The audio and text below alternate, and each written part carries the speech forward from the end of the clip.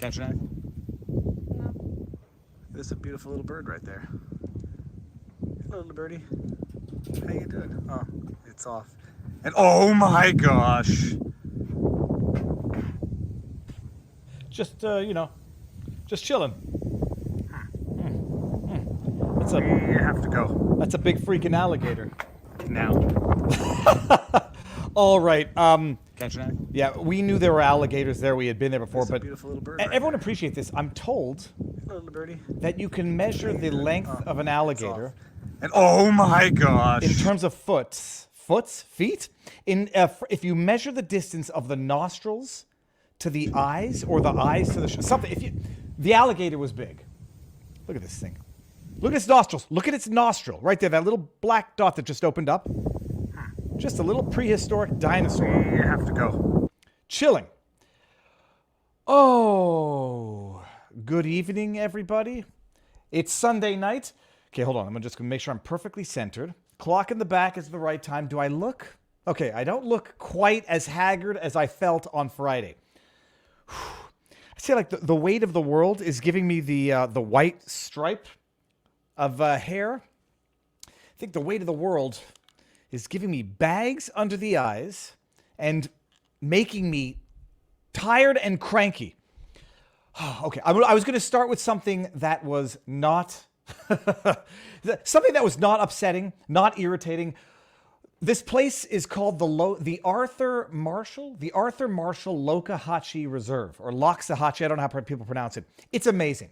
They've got a little boardwalk that goes through the forest. They've got these tall trees, which you don't see very many of in Florida, with these like weeping sort of, looks like cotton, branched on the branches, just drooping down. It flows with the wind. It feels like you're in Georgia or like a southern state, which I guess Florida is. Then you go down to that canal that you just saw, which separates the developed Florida from the Everglades. There's a little like 2-story staircase you go up, and it's flat like the African savanna, or savanna is the word I'm looking for 200 kilometers. That's like 130 of those Freedom Eagle Liberty thingy things. Anyways, it's just amazing. There's alligators at that place all the time. You always have to watch out for them. There was the one-eyed alligator there before. Spanish moss. I don't know if it's Spanish moss. But let me see here. Ekaro says, Viva, the weight of the world is blank. Also, what's up, man? I wanted to start with something totally flipped. I was going to start, well, you know what? I have it on the backdrop here. We'll go with the other. I was torn between Viva and the goat or the alligator. Let me see here. Viva, here we go. Viva and the goat. Yesterday, in an attempt to distract from the woes of the world, we went back to Strawberry Girls U-Pick, which is a wonderful picking farm thing. They have a petting zoo, and I was making friends with the locals. Viva and the goat. Look at this. Yep.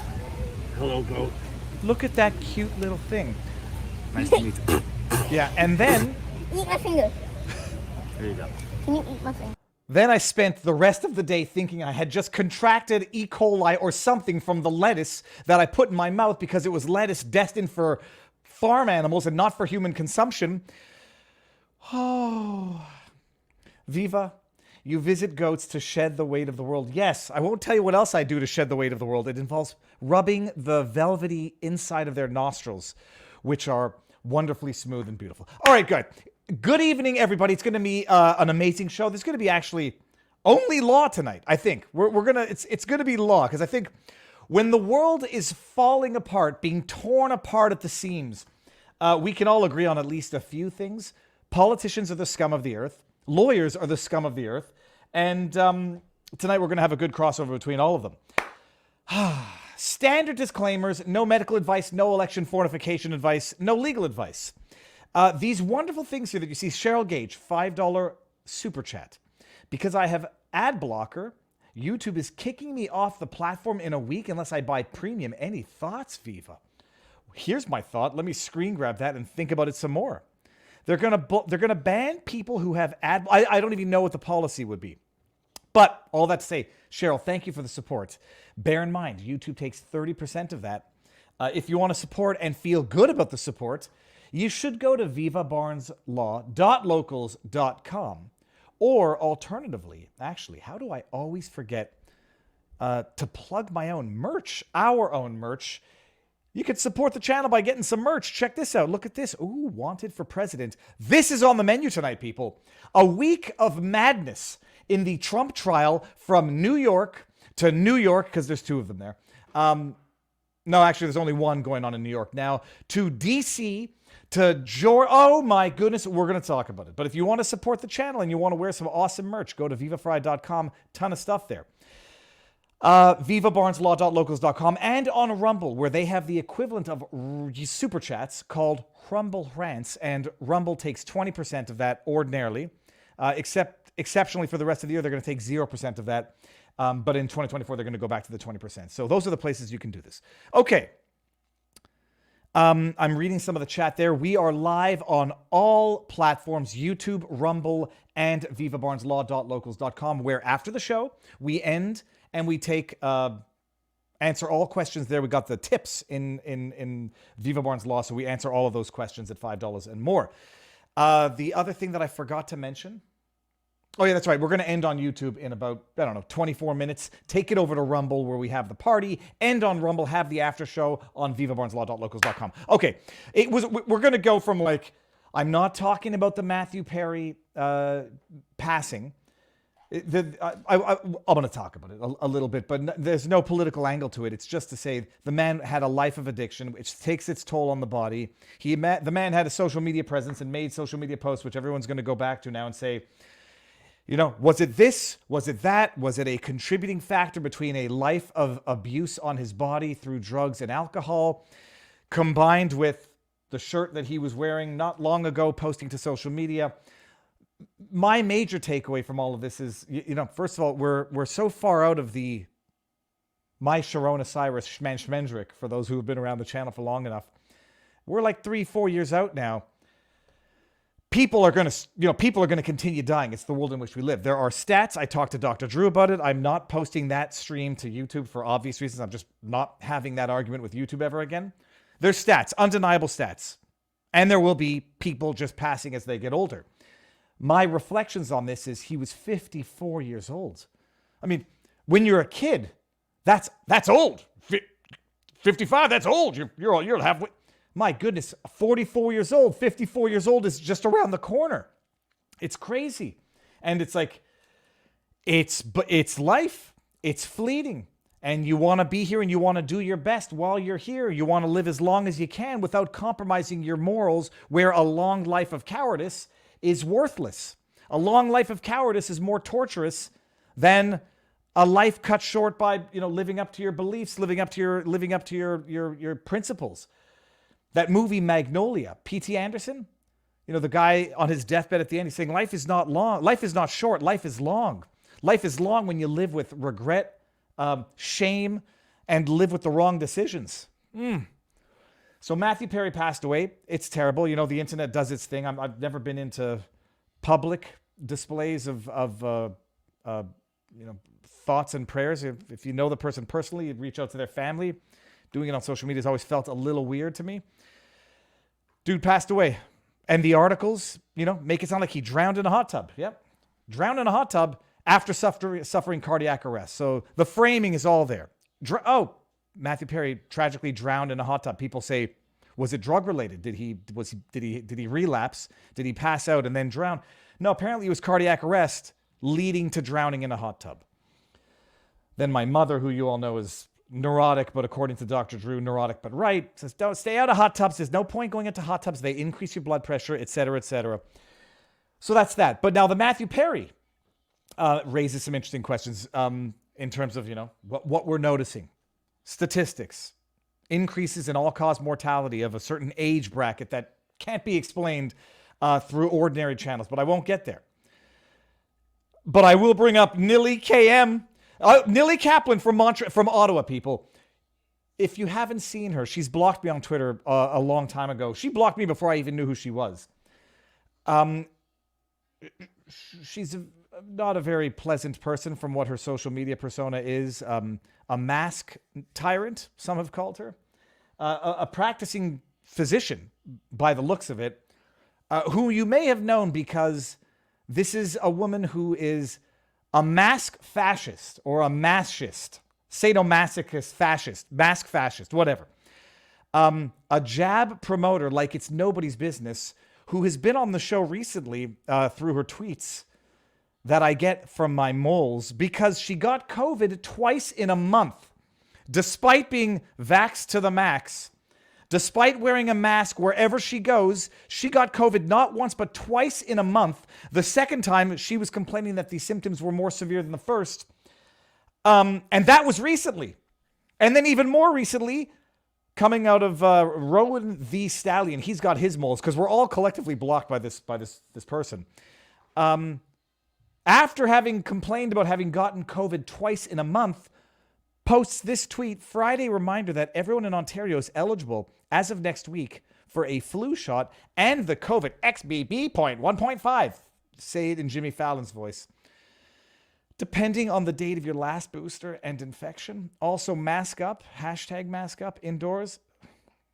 It's not a joke, by the way. It's not a parody. Like, it's not a parody. It's a mentally unwell person. I'm not a doctor. I'm not diagnosing anyone in any formal sense, just colloquial observations. Hashtag COVID-19 infections are severely high in our community. And she's showing that she got the booster. And my question to this post was, is it even advisable? I don't know if that picture is an old picture and she's just, doing her public service reminder. What that public service is questionable. Are you even supposed to get jabbed, boosted, whatever it's called, within such short proximity of not one but two COVID infections? Now, I'm not a doctor and I'm not giving medical advice. I'm just asking questions that a neurotic individual with thanatophobia, for anybody who doesn't know what that is, it's an acute fear of death. I'm just asking the obvious questions. I don't want to die. I'm not sure that I'd want to live forever. I don't want to live a long life of cowardice and compromised principles, but I don't want to make a stupid mistake and cut my life short. Are you even supposed to get boosted after not one but two infections within short proximity? Within short proximity. Who the hell knows? That was the lighthearted part of the show, to start with that. And before I get to some of the crumble rants and super chats, before Barnes comes in. Speaking of leading a healthy life, I want to make the good decisions and I want to make the right decisions. I make a lot of good ones and I make a lot of right ones. Exercise, vitamin D. I'm not really good at not being stressed out, but that I've been told by many people is just hardwired into my body. But healthy diet I have, with a few exceptions of, I like red meat, but I'm not even sure that the science is settled on that anymore. Healthy habits, fieldofgreens.com, powdered greens. Now, everybody knows or should know, you're supposed to have between 5 and 7 servings of raw fruits and vegetables a day. Why?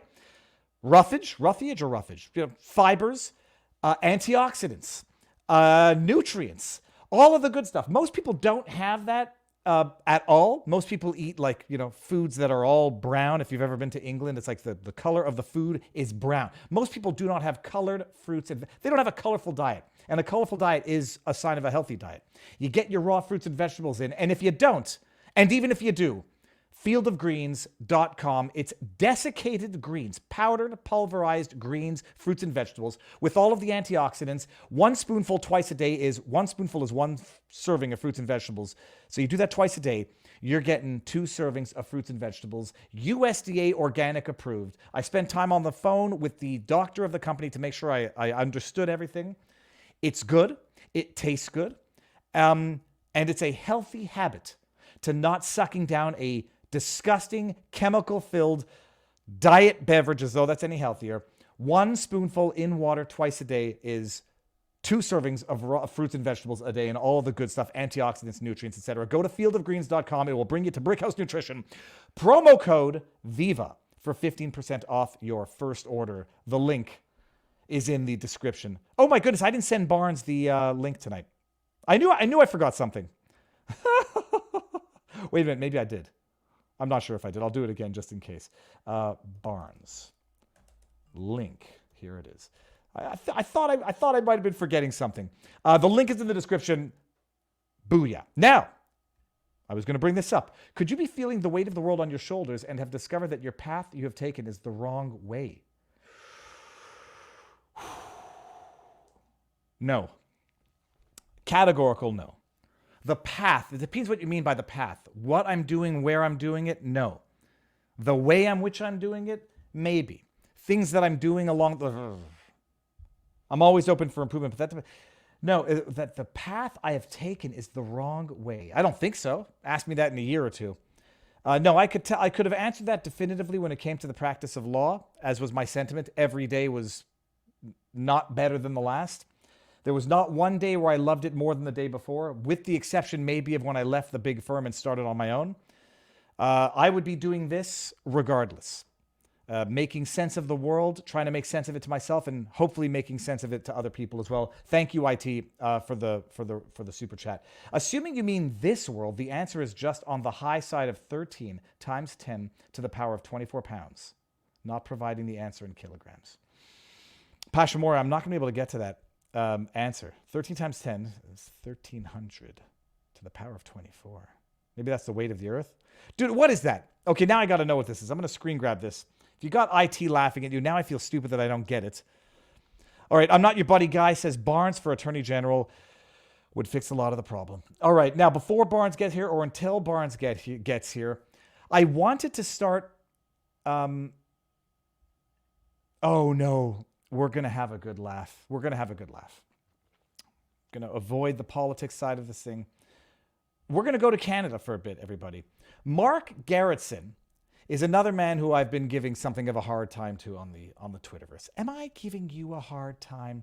He put out a poll yesterday. I didn't know he was doing a highly scientific test. He put out a poll on Twitter, is where I saw it, that says, oh, polling. Do you support Pierre Poilievre? That's the conservative leader in Canada of the Conservative Party, the leader of the Conservative Party in Canada. Do you support Pierre Poilievre importing MAGA politics into Canada? Now, ladies and gentlemen out there, for those of you who aren't familiar with crappy argumentation tactics or debate tactics, this is what we call loading the question. Do you support Pierre Poilievre importing MAGA politics into Canada? What in the name of sweet holy hell does that even mean? But set that aside.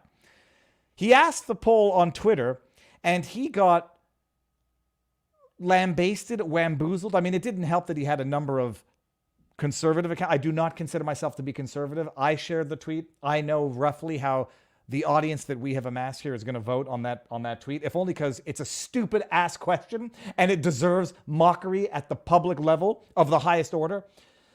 20,000 votes on Twitter, and it was 90% said yes. Mark puts out and says, look at this. I asked the identical question on Threads versus Twitter. On Threads, it was 96% no. And on Twitter, it was 90% yes. And I said, because I have half of a brain in my head, Mark, how many people voted on... You'll notice, by the way, in the picture, it acutely cuts off right below the no. It would have said 20,000 votes. I don't know how it works on Threads because I'm not on Threads. And I'm not downloading that app. Oh my goodness. I just said, so how many votes did you get on Threads? Because I guarantee you, I said, I suspect it's 200 votes. Ladies and gentlemen, I've got my moles in there. 293 votes he had on Threads versus 20,000 on Twitter. It's the most epic self-own you can possibly imagine. And it goes to show you, remember when they said Twitter was dead and Threads is going to be the wave of the future? The best this guy could get on Threads is 293 votes on his tweet and gets 20,000 on Twitter. I mean, I said that's his friends, family, the Liberal Party, and maybe a couple of staffers. And that's his vote. Yeah, I bet you 96% of them would say no to that question. I don't want his MAGA politics in here. Oh, my goodness. Oh, the weight of the earth, don't put it on your shoulders. Okay, good. I got it. What about if you don't... Pasha, you got to factor in the spiritual weight of the world. All right, so anyways, on the menu tonight, people. Share the link around also, by the way. But on the menu for tonight, well, Barnes is going to tell us what's on the menu for the night. I see him in the backdrop. Let me know when you're ready, Robert. And let me see if I've got... is the Rumble... No Rumble rants to read as of yet. Let me refresh this page here. And let me pause my face. Okay, there we go. Robert, sir, he looks like he's ready. I'm bringing you in. 3, 2, 1. Sir, how goes the battle? Good. Okay, now hold on a second. I am seeing 2 new... Okay, Wesley Snipes on the back. That's not new. What is over your shoulder to the book on that side?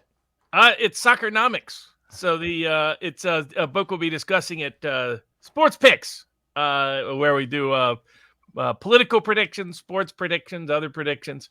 So having fun so far this year, profitable in all the major sports. Though we don't have we may put up odds on the news sport, odds that Viva uses his son as bait to catch that alligator.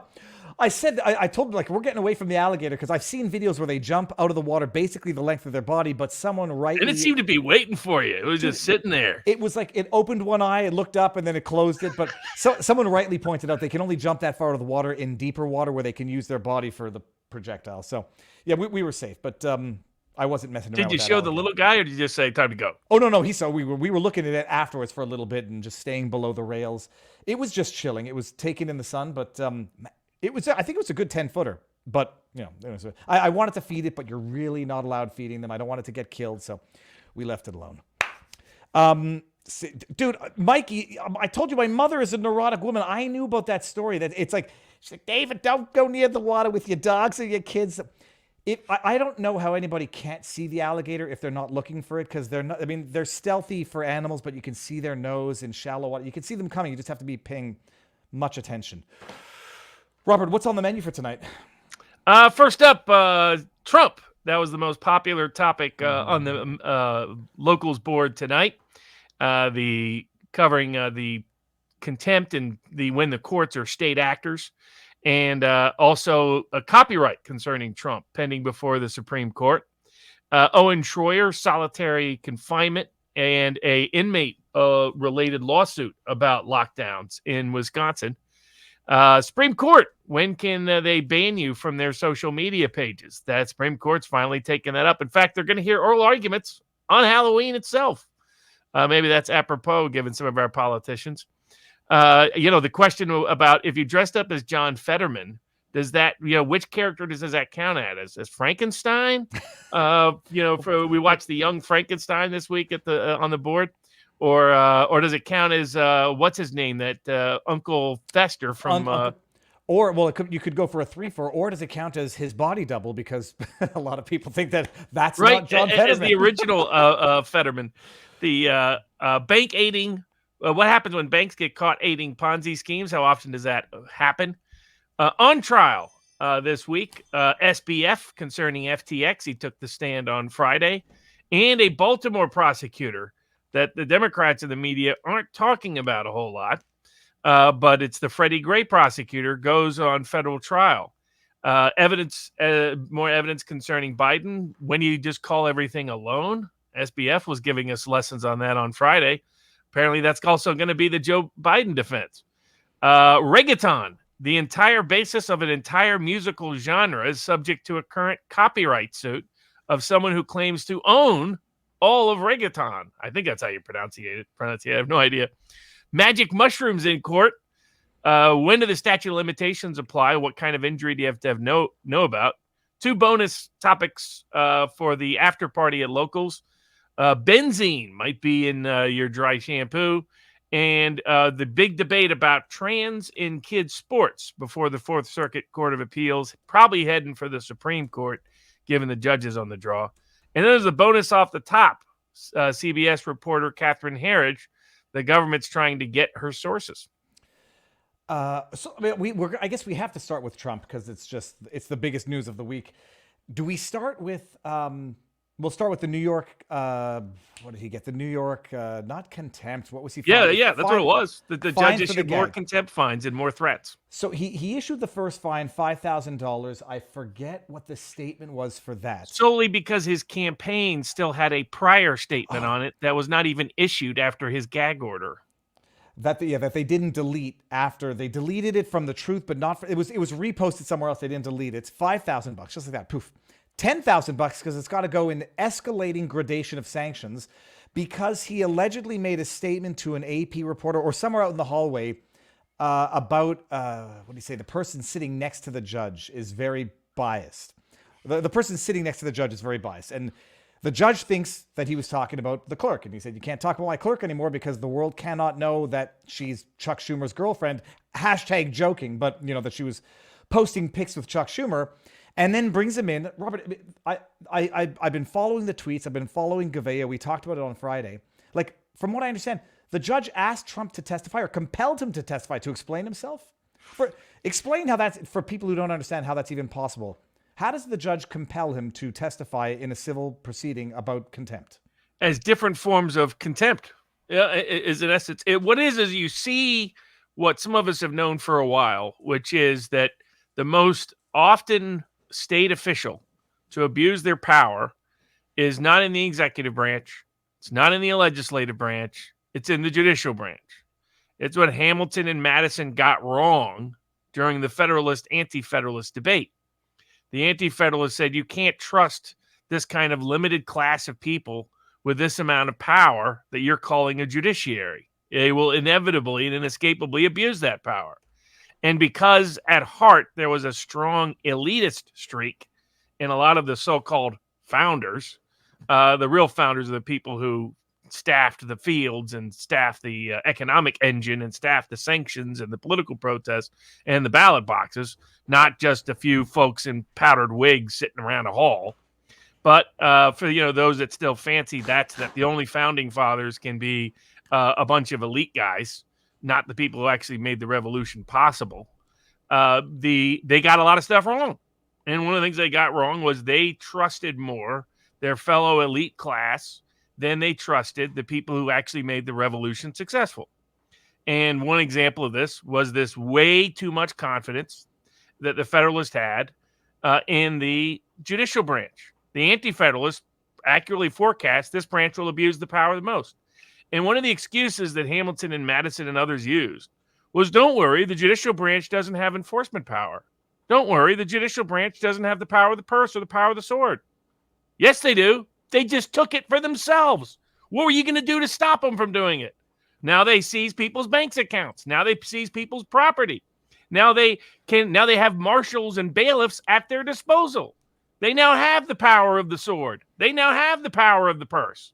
So, and what's going to stop them when they declare that they unilaterally get to decide what's legal and constitutional about themselves? This judge is the personification of the problems with giving the judicial branch power to begin with in any great consequence. Now, to his credit, Madison was for jury trials. He was for restricting judicial power with the Bill of Rights later on and so forth. But this was inherent to putting any elite body and saying, we're going to let you determine what the law is. We're going to let you determine what the Constitution says.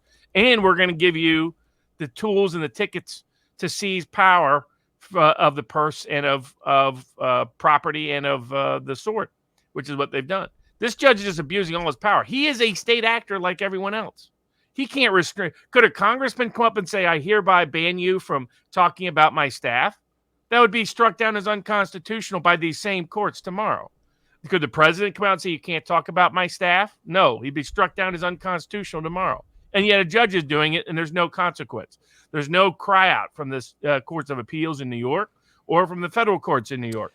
This is a judge constantly, consistently violating the federally constitutionally protected civil rights of President Trump in order to injudiciously interfere with an election and obstruct an honest and transparent election. This is a corrupt judge who, if we had an honest legal system, he would be the one behind bars, not President Trump. He does not have the power to order Trump to testify. He does not have the constitutional power to order any fines against Trump. He didn't have the constitutional power to do the gag order. There's no constitutional basis for a gag order. His staff is free reign. They are public officials. You corrupt hack of a judge don't get to hide their corruption from the world. This is an ongoing disgrace that is a damnation of our judicial system, and so many lawyers are not saying boo about it. I'll bring it up. I know I've played it before. I'll just play this one part again because it's beautiful to listen to. I had one last thing to say about tools. A lot of what I do involves motions. These summary judgment motions I mentioned. And all right, am I following the law or am I making law? Okay, I'm following law. I'm an impartial referee, but it's hard to factor out my own emotions. And I have tools somebody can say, That's it. It's hard for me to factor out my own emotions, and I have tools. Now, Robert, he compels Trump to testify, say, what was the meaning of that? You violated the court order talking about a member of my staff when you said someone next to me is extremely biased. Trump says, I'm talking about Michael Cohen, who was on the stand today, embarrassing himself and basically undoing the prosecution's case. And Engoron says, I don't believe you, $10,000. Now, you know, he talked about the tools that he has, summary judgments, which he issued in this case. And there was a part of his speech where he says, what I'm going to say now is very controversial. Juries get it wrong a lot, and I can bypass a jury with a judgment notwithstanding a verdict. I was listening to mainstream media report on the Trump New York case, and they're saying, well, Trump's already been found guilty of fraud. Now they're just determining, you know, the amount, the level of guilt. And I'm like, they've successfully Alex Jones them. I said they were going to do it. Now the media narrative is he's already guilty because this judge said summary judgment guilty on one count of the fraud. Now I've sanctioned him $5,000, $10,000, which they're going to appeal. And the next sanction's got to be even more. Where does it end, and what can be done? I mean, the question is, how embarrassing does it have to get for our courts to finally step in? Are they just going to end even the appearance and the image of constitutional democracy? Does it have to completely collapse? Do they have to have 75 million people in the streets before they go, oh, golly gee, maybe I should have done something instead of gone to my third cocktail party in the summer in the Hamptons, Justice Roberts?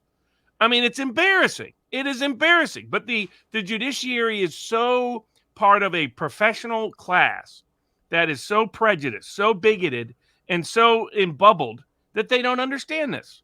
They do not understand that the world looks at this as a joke. The world looks at this as an embarrassment, that you have this lunatic old man presiding over President Trump in a trial he has no legal power to even preside over, on a case that is entirely frivolous and would have been thrown out in any other context, in any other circumstance, prohibiting Trump from speaking about the corruption of his own judicial staff, and now ordering summary fines against him and compelling him to speak, and then summarizing and then doing more summary fines against him because he loves the power. I mean, that's what that little presentation, why the Holocaust Center is inviting a whack job judge, is beyond me. It shows how many Holocaust centers have become a complete crock. The ADL has become a complete crock. They become an embarrassment to themselves. They do more damage to the issues related to the Holocaust than all the Holocaust deniers in the world combined. Nobody has done more damage to the Holocaust issues than the Anti-Defamation League. Nobody has defamed more the cause of issues related to anti-Semitism than the Anti-Defamation League.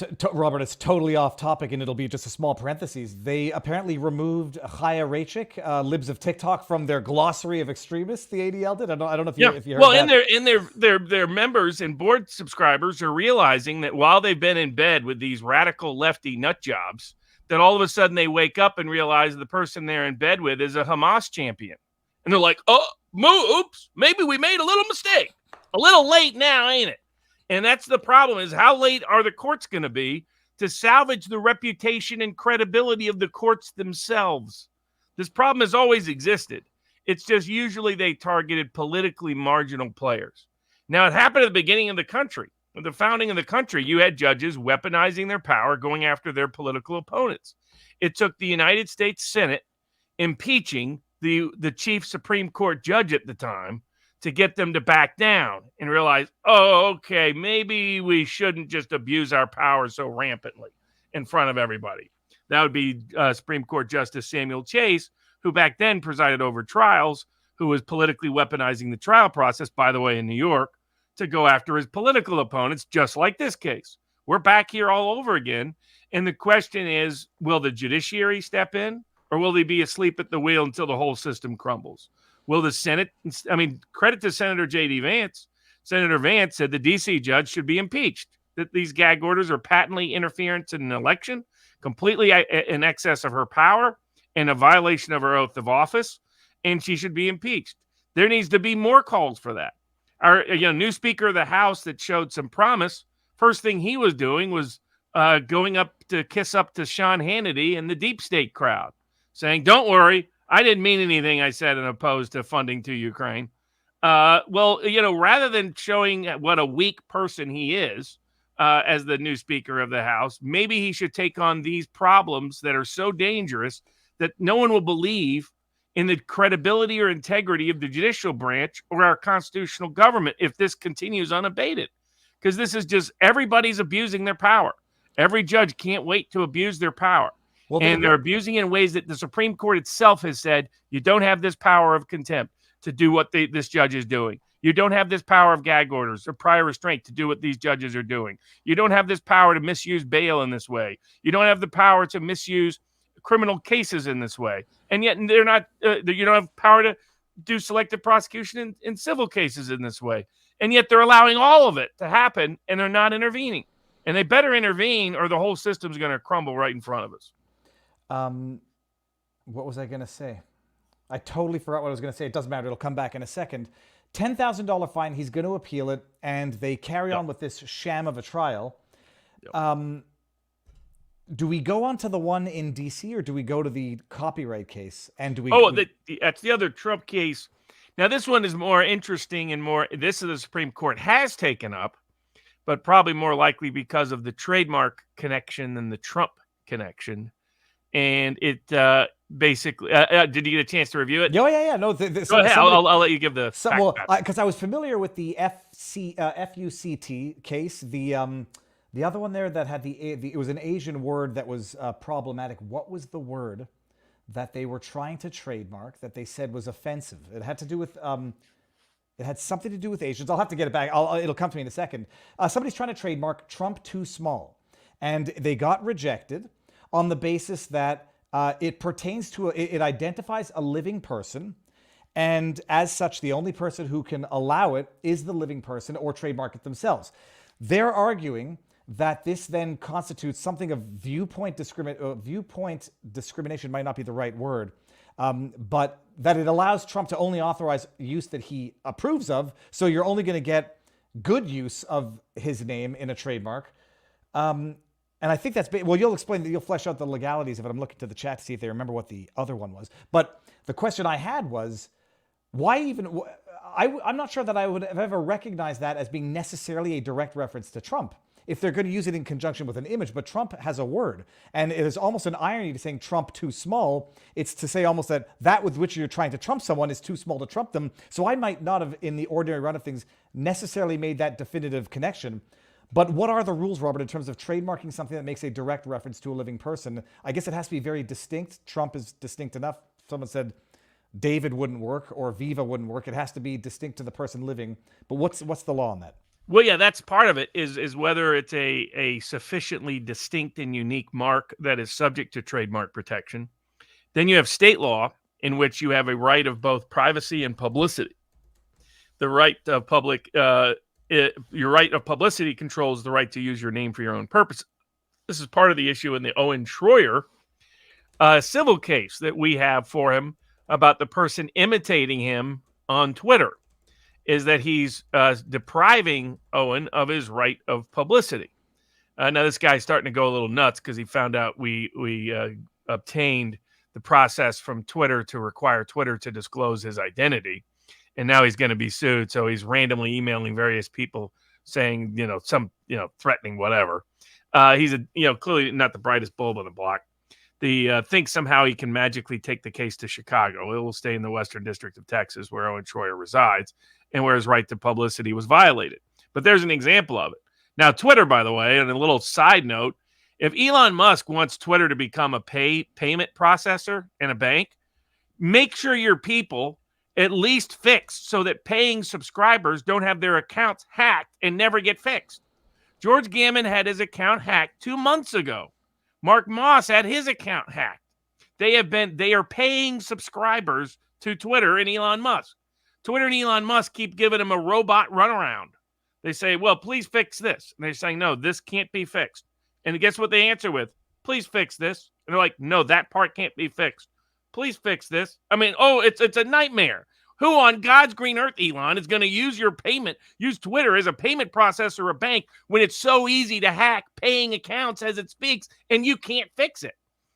So you should fix George Gammon's account, fix the Mark Moss's Damn it. account, and fix Owen Schroyer's account so that the fake guy isn't pretending to be Owen Schroyer.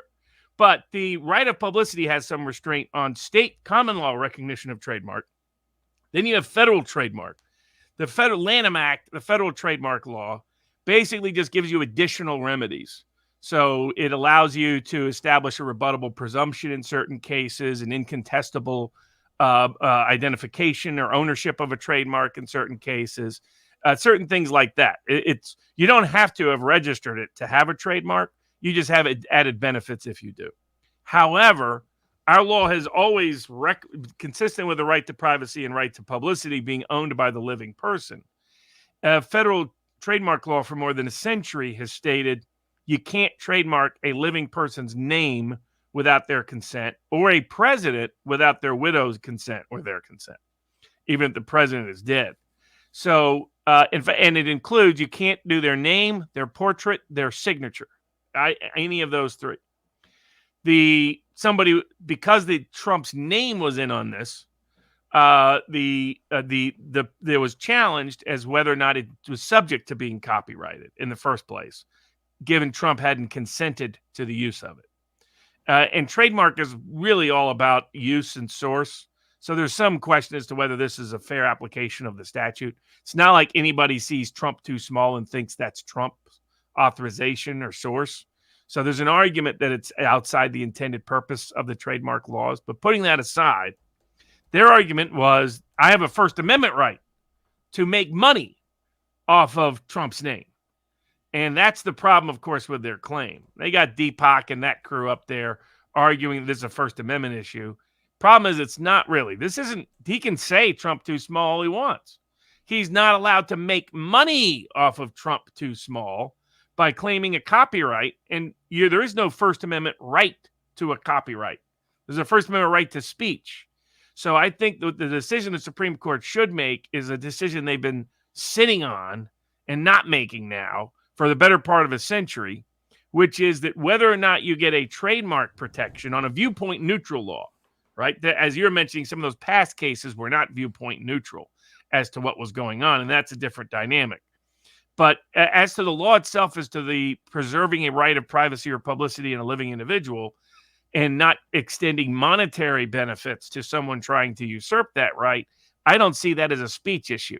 That's a monetary financial government benefits issue. The idea, I was going to say, this is the question. He can make money off it, but it can't be exclusive. Someone in the chat asked, well, then how correct. You're right. Exactly. How can we can sell merch with Trump's face on it? It's a public domain picture. Right. And it's not but if exclusive. someone else copies it, we can't sue them for it because we don't have any copyright in it. So it's the difference between exercising the monopolies provided by law versus competing with everybody and just not owning any of those, not claiming any of those rights. Do you think they're going to uphold the dismissal? And by the way, it was called the Slants. That was the Asian one where their band was called the Slants, and it was rejected on the basis of obscenity. So it's kind of a different question. Do you think the refusal to grant the trademark is going to stand? Yes, I think they're going to say that except when they're actually deliberately viewpoint-based discrimination. They're saying, this particular Redskins, we're not going to allow you to do for political reasons. That's a different animal. But we're recognizing the right to privacy or publicity in an individual and their right to monetize that is not a speech issue, in my opinion. It's no restriction on the person's speech at all. It's just a restriction on their ability to monopolize monetary benefit from it. And your right to an access to a state benefit has never been confused with the right to speech. And so I think that ultimately that person will lose, and they'll determine that you'll get to keep your right to your own likeness. That you can be the only person who can monopolize that. No one else can. All right, amazing. Now we're going to go over to Rumble, leave YouTube, and we're going to talk about the other Trump case before we get into the other stuff. So everybody head over. We're going to see that number drop below 2,000, and I'll share the link. No, the number's supposed to go down, not up, people. Come on over to Rumble. The link is there. It's in the pinned comment. If I didn't forget to do that, which I did, so link to Rumble here, and I'll pin it one more time so that everybody sees it. Oh, no. Okay, it's already pinned. All right, let's do it. And getting out. And 3, 2, 1. Booyah. All right, Robert. So the trademark, which was funny and interesting, New York. DC. We're going to go to DC for a bit. Well, speaking of mistreatment, Oh. and I'm glad one thing that's been a crash course for people on the right has been the abuse of the military-industrial complex, the abuse of the existence and abuse of power by a deep state within our own government, the abuse of power by the FBI and the NSA, the abuse of power by our justice system, and the abuse of power in the context of criminal defendants and inmates. Things that, quite frankly, too many of them didn't care about for too long. Our founders did. Our founding generation did.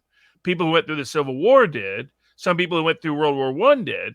But too many people on the right were dismissive of inmate concerns, criminal defendant concerns, civil rights concerns. And now that they've been the victim of that state power, they're starting to wake up to it. And many people are shocked that somebody like Owen Shroyer could be stuck in solitary confinement. It's for COVID, Robert. Now, well, Shroyer is going to work our way into that other lawsuit about inmate conditions. And not to say that I was guilty of not caring. I don't think I ever didn't care, but it's not something you really think about. And the tendency is to say, FAFO, F around, find out, you'll go to jail, you'll be a criminal. Why would you get, to play tennis on a sunny afternoon in jail? But the difference between that and not having rotten teeth removed from your mouth, as we'll get to in the other lawsuit, is one thing. And then you see when you've been maliciously prosecuted or, abused by the system, hauled off for 60 days for speech. Somebody online was saying Shroyer wasn't jailed for speech. It was for being present at the Capitol. I read through the charges. It was, among other things, for chanting 1776, which now has a very nefarious meaning. Vivek might want to be careful. So Shroyer is being hauled off. He was not granted bond pending the appeal of his 60 days in jail for speech, among other things. There might, being on the Capitol, if you want to parse hairs. He went off, and Jack Posobiec, I want to say not the post-millennial, but Human Events, the reporting that he was in solitary. And I was like skeptical. I was like, how the hell does he go into solitary? Was it a punishment? Did he... COVID. Apparently it's the COVID policy. I don't know how long he has to be in solitary for, but confirmed solitary for 2-3 days. Who the hell knows? And now people are saying, yeah, this is outrageous. Robert, what types of prisons still have COVID isolation policies in effect? Or some people are saying that there's always solitary policies in effect when you get to jail. Well, I mean, that's part of the problem. So, there's now decades of research that show we basically torture inmates in America. That there's no other conclusion. So I've brought a lot of lawsuits challenging people that are in custody. Now, most of them were in jail. In other words, they were not convicted of any crime. They were simply charged with a crime or something else. Or people that were institutionalized because of mental illness issues. And their treatment in many of these mental institutions, in many of these jails, and in many of these prisons is barbarous. And would be recognized as barbarous if anybody else in the rest of the world did it. And so, particularly if you can contrast it, say, Western Europe. Now, are there worse prisons and jails? Yes. But America's ranked toward the bottom half of the world, not toward the top 10. Even though we, unlike most other countries in the world, have an Eighth Amendment that prohibits cruel and unusual punishments. It's that Eighth Amendment that limits how the government can treat a person in their custody, whether in jail, whether in a mental institution, or whether in a prison. Now, sometimes what the Fourth Amendment or the Fifth Amendment may apply rather than the Eighth Amendment, as the circumstances may be. But once you're in the Bureau of Prisons, the Eighth Amendment applies indisputably and incontrovertibly. The Supreme Court has recognized that means you have a right to adequate food and adequate health care. To me, solitary confinement outside of extraordinary circumstances should never be allowed because it is a deprivation and denial of adequate health care, by definition. We now have massive amounts of data that isolation of the kind we do in solitary confinement, depriving people of social contact, depriving people of recreation, depriving people of interaction with other humans, depriving people of access to pretty much anything, often depriving them of access to the outside world, often having the light on 24 hours, often providing inadequate food, drives them insane, causes severe mental health problems. It doesn't help. It doesn't improve the quality of custodial control. And so that's where, outside of a circumstance where you have someone who is so uncontrollably violent that the only alternative to protect other inmates is their solitary confinement, should anyone be in solitary, and that's still not an excuse for why we have these cells that have 24 hours lights on, for why we have these cells with no view of anything, for why we have cells with no means of basic interaction of any kind. There's ways you could isolate someone without the mental torture aspect. I'll give an example. 25 years ago, the federal government did a study to determine whether images that remind parents of their kids or visits with their kids that are inmates, what impact that had. And what they found is it had a very negative impact, that it constantly reinforced the parents' failure and caused them to get depressed, anxiety, and other mental health issues that led to violence and custodial care control issues. So what do you think the federal government, Bureau of Prisons, did? They increased by tenfold the number of images they show of parents and children in federal prisons and jails, just to torture them. That's who runs our prison system. People that Stephen King's novel that became the book and movie is representative of who runs our jails and prisons. It is not an exception. It is the norm. It is exceptional when you have a decent style prison guard or warden. That's unfortunately, they're understaffed. They bring in the bottom level people. Usually they're people that are sociopaths more often than not. Again, not all. I know there are people out there that work in the Bureau of Prisons that are good people. Not saying every single person is bad. I'm saying the system is designed to draw in some of the worst, particularly those in positions of power within the system. And it's, this particular jail in Louisiana, where Owen Shroyer is located, had mishandled COVID so bad that a bunch of people died. So their procedure really was punishment for the prison inmates ever raising the complaint by just routinely sticking them in torture, which is what solitary confinement is, for days upon their arrival. And it shows you how barbaric our prison system is in America. In as much as I ever knew anything about it, Jeremy McKenzie, Diagolon guy from Canada, was in solitary for upwards of 2 weeks. Tamara Litch, the Coots 4, sporadically just thrown into solitary. Artur Pavlovsky, the pastor, thrown into solitary. And the explanation for COVID, which, makes absolutely no sense, period. But then it was just for behavioral issues, for punishment, and not to protect inmates from the most, like you say, the most violent of violent. But Robert, the question was going to be this. Oh, the amendments, sorry. Fourth Amendment, just so everybody does this, protection from unreasonable search and seizure. Fifth Amendment, self-incrimination. Eighth Amendment. And due process. And so Fifth Amendment sometimes applies in these contexts if the Eighth Amendment doesn't. And then the eighth is the cruel and unusual punishment. Correct. And all the state actors they're more and more creative at getting out of things. They're like, well, this isn't punishment yet. So now we can be cruel and unusual. I mean, this is some of the dumb logic some of our courts are accepting. And sadly, many of those are usually the conservative courts. They're always trying to find an excuse to cover up for corruption in police offices, prosecutorial offices, and the military. Those are the three institutions they're happy to cover for, as well as corruption within religious institutions. Happy to cover for them too. Our so-called originalists on the court, in the court system. And the Wisconsin inmate class action is a classic example of this. The examples of it, people can easily and very, what's the word? Not cowardly, but rather just insensitively say, well, they're in prison. What do they expect?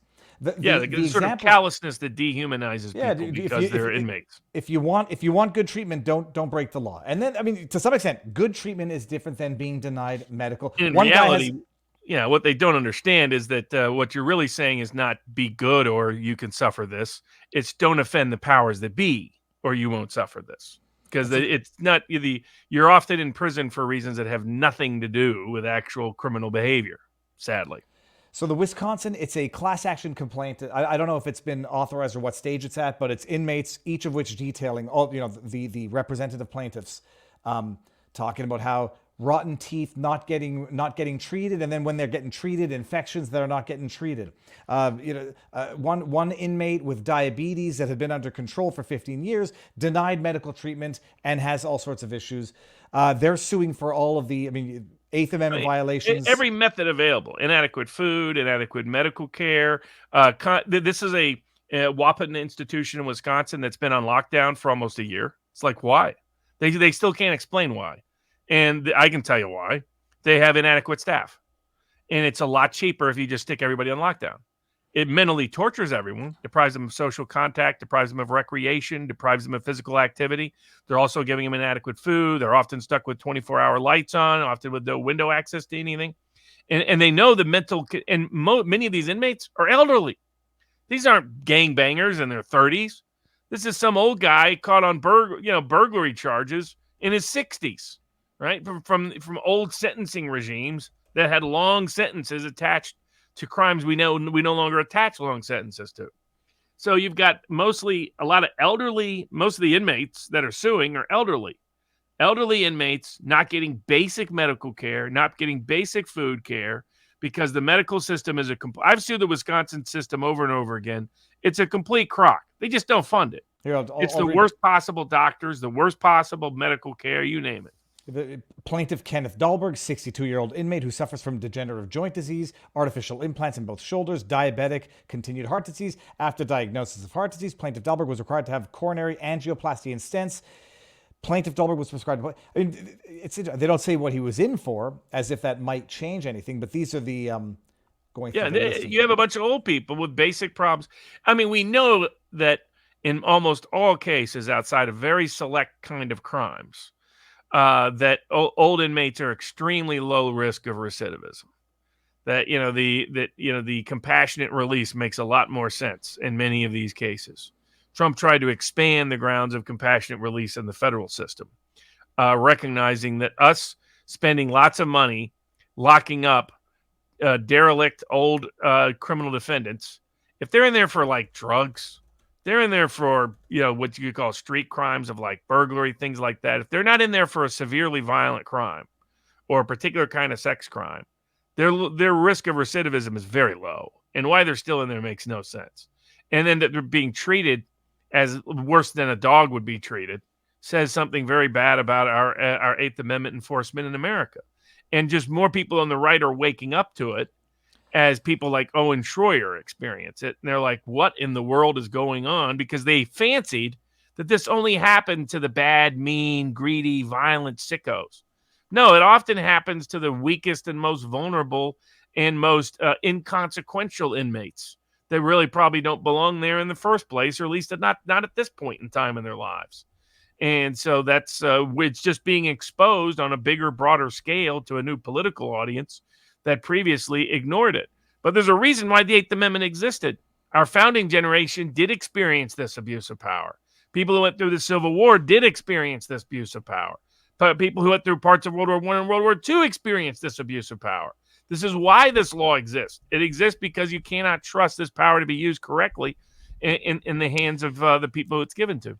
Robert, first of all, people in the chat are saying, some are saying that my volume is low and others are saying it's just fine. So I don't know what would account for one person's computer having a different audio level, but I'm doing my best to get there. What is the situation? What percentage of prisons in the States are private? Does it make a difference, private versus public, in terms of the neglect, need to maximize profit? What is Unfortunately, no. Private prisons have had some more violent prison guards. That's been the only pattern I've seen so far, that they're more ruthless in putting down any questions or concerns or complaints, etc. But otherwise, the core problem is being both safe and taking care of people adequately is an expensive proposition for the state to do.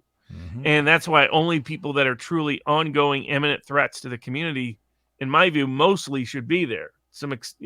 I believe in retribution to a point. But the degree to which we use the prison system to do why tax people are in prison makes no sense to me. You can make them pay a bunch of fines and punish them financially.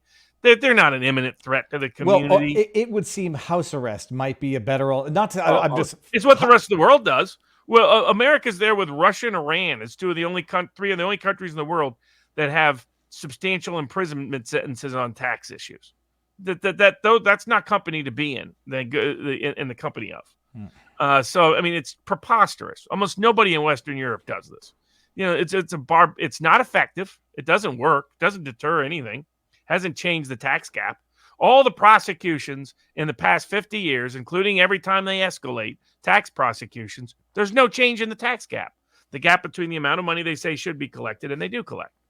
Right? And if you understand the nature of it, you know that that's never going to have that impact. So it's a waste of money, these prosecutions and punishments, and it's counterproductive.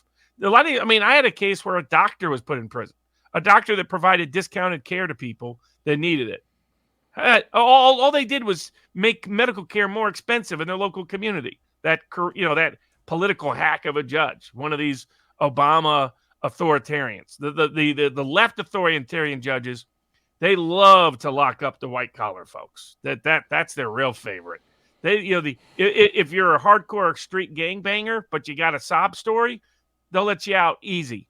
If you're an ordinary, everyday, upstanding citizen who made one mistake, or what the government decides to now call a mistake, and can get you railroaded, oh, by golly, you better go to prison for 5 years, even if it means depriving the community of a necessary medical service. I mean, they're all authoritarians. Doesn't matter whether they're left or right. 90% of judges are authoritarians. And it's even worse that they're more barbaric, the ones that run our jails and that run our prisons. And they're an embarrassment to a humane society. All right. Well, I don't know how that's going to segue into the next topic. I was thinking we might get to SBF, but let's do the next one on the list, Robert, is social media, government officials blocking people on social media when they're posting from their private accounts, but posting government messages or in their capacity from their private accounts. The one that I read was, oh, geez, Louise, Robert, I'm going to forget the details now.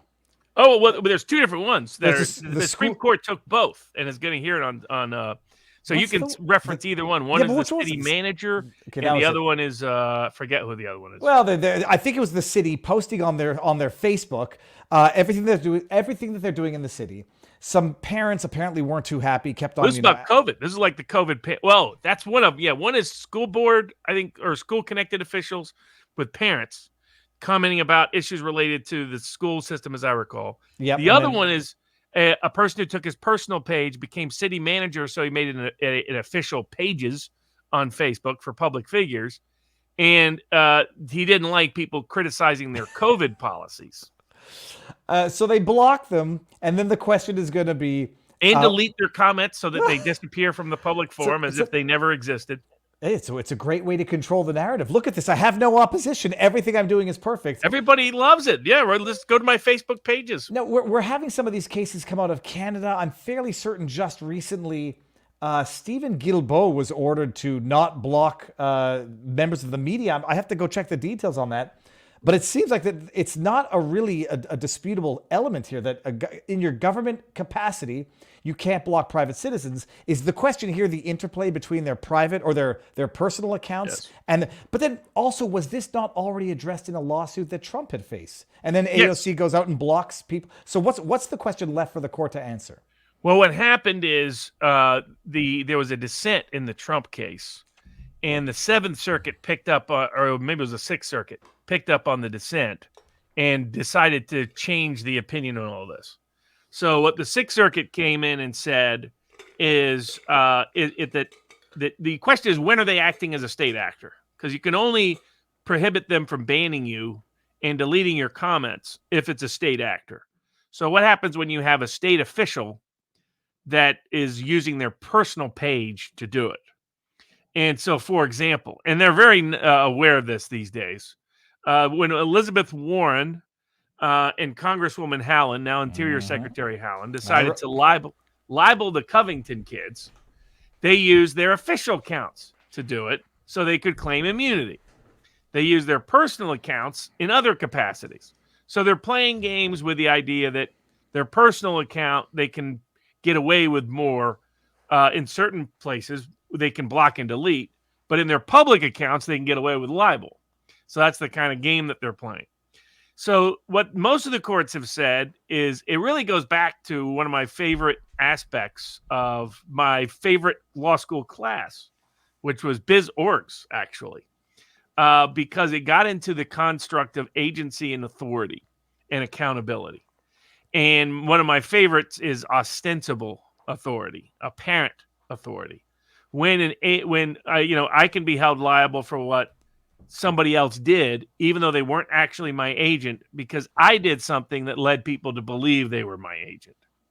So in the state actor capacity, what they've been saying is, even if it's your personal account, in other words, even if it's not literally controlled by the government and it's not funded by the government, if you're using it for a government purpose, if you're giving it the appearance through that it is a government page for which you have the authority as a government agent to do, and you use it like a public forum, inviting constituent response, discussing public matters, then in those instances, you could be considered a state actor such that you can't ban or censor a conversation.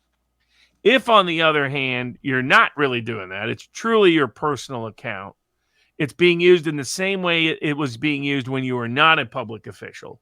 So such in cases like where you had the account before you became a public official, that the account doesn't describe your official position, but rather describes you personally, etc.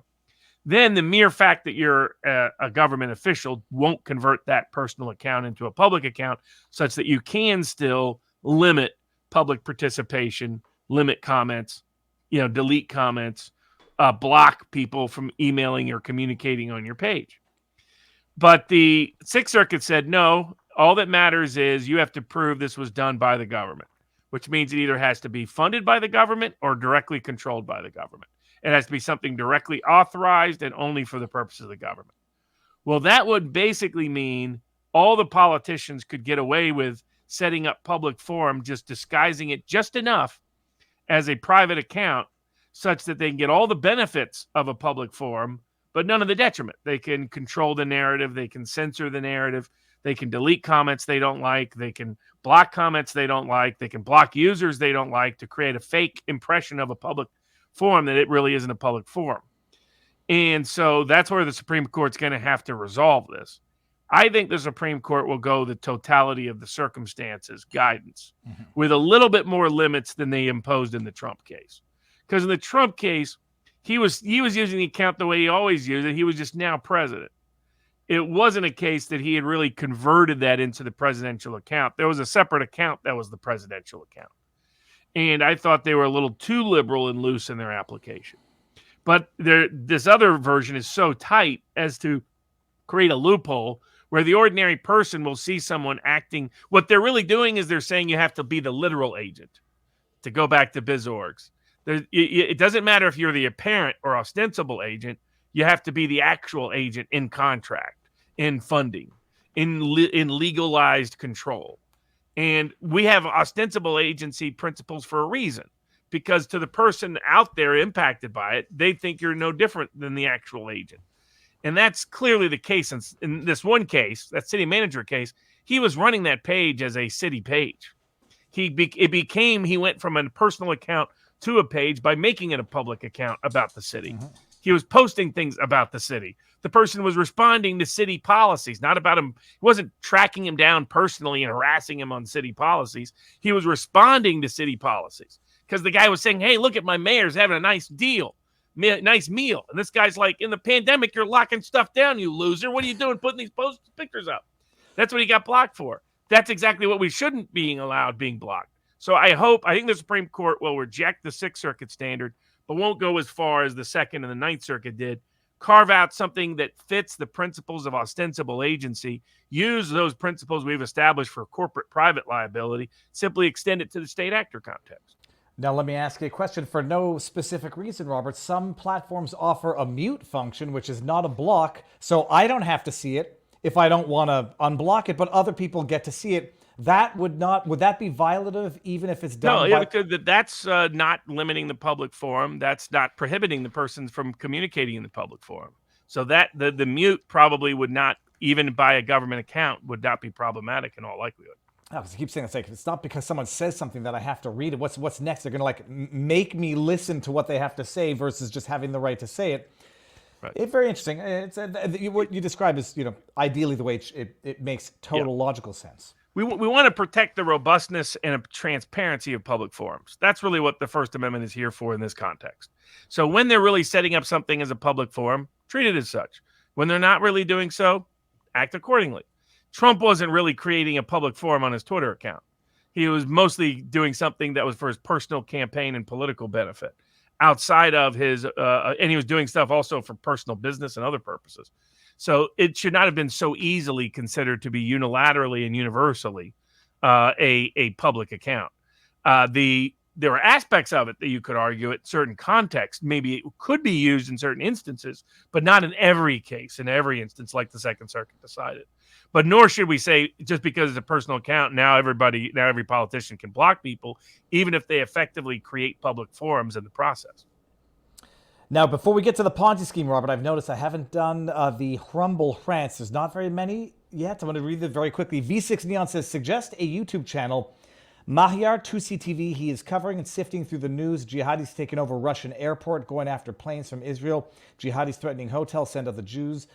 Then we got what does that say? Dangling participle? Oh, wait, we have Soviet show trials are here in the United States. I weep for the country that is nothing more than a dead, bloated, rotting sow. Dangling participle says, I see you quote historical judicial judgments, but as the judiciary loses the grasp of history by activists, aren't we just spinning our wheels and waxing for the ways things were done? And last one, I appreciate your efforts, but the game is lost. It is not lost yet. That's my interjection. Perhaps if we awake 20 years ago, if we had awakened 20 years ago, it might have been made a difference. But as the Soviet to factor, who I don't remember his name, we're on level 6. Yeah, that was a Solzhenitsyn. All right, Robert, the banks are the itty bitty banks that Leticia James in New York is trying to protect because they didn't get the best interest rate they could have gotten out of Trump had he not overvalued his assets. The poor banks, Wells Fargo is what do they agreed to pay $3 billion for participating or their participation in a Ponzi scheme it was involving something called Build Better. I forget what the equity build. Equity build. They basically warranted, not sanctioned, but they basically gave the blessing, made warranties and representations for the legitimate business structure of a Ponzi scheme that they were banking, they were financing, they were participating in. There was a class action from about a year ago. They settled on $3 billion payment, and then what you had sent me, Robert, to read was the authorization for legal fees to authorize. What other payments that required the court authorization? Oh, because there'll be additional attorney's fees on top of that as part of the class action settlement resolution. And sometimes these class actions are really just done for the lawyers to get fees. But this was actual real money rather than, coupons or that kind of thing. That's the big scam in the class action world where they say, well, we're going to value these coupons as like $20 million and that justifies a $4 million legal fee. And then you realize the coupon is going to be worth like $100,000. And really, it's a bribe to the lawyers to dump the case.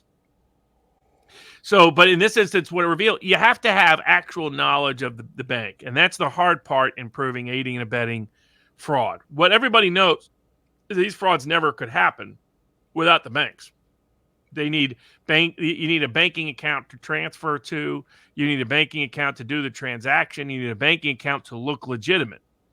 And particularly the bigger the institutional bank, the more likely it is you'll lend that credibility. Also, the more likely it is they'll be in bed with the fraudsters because all they care about is their fees.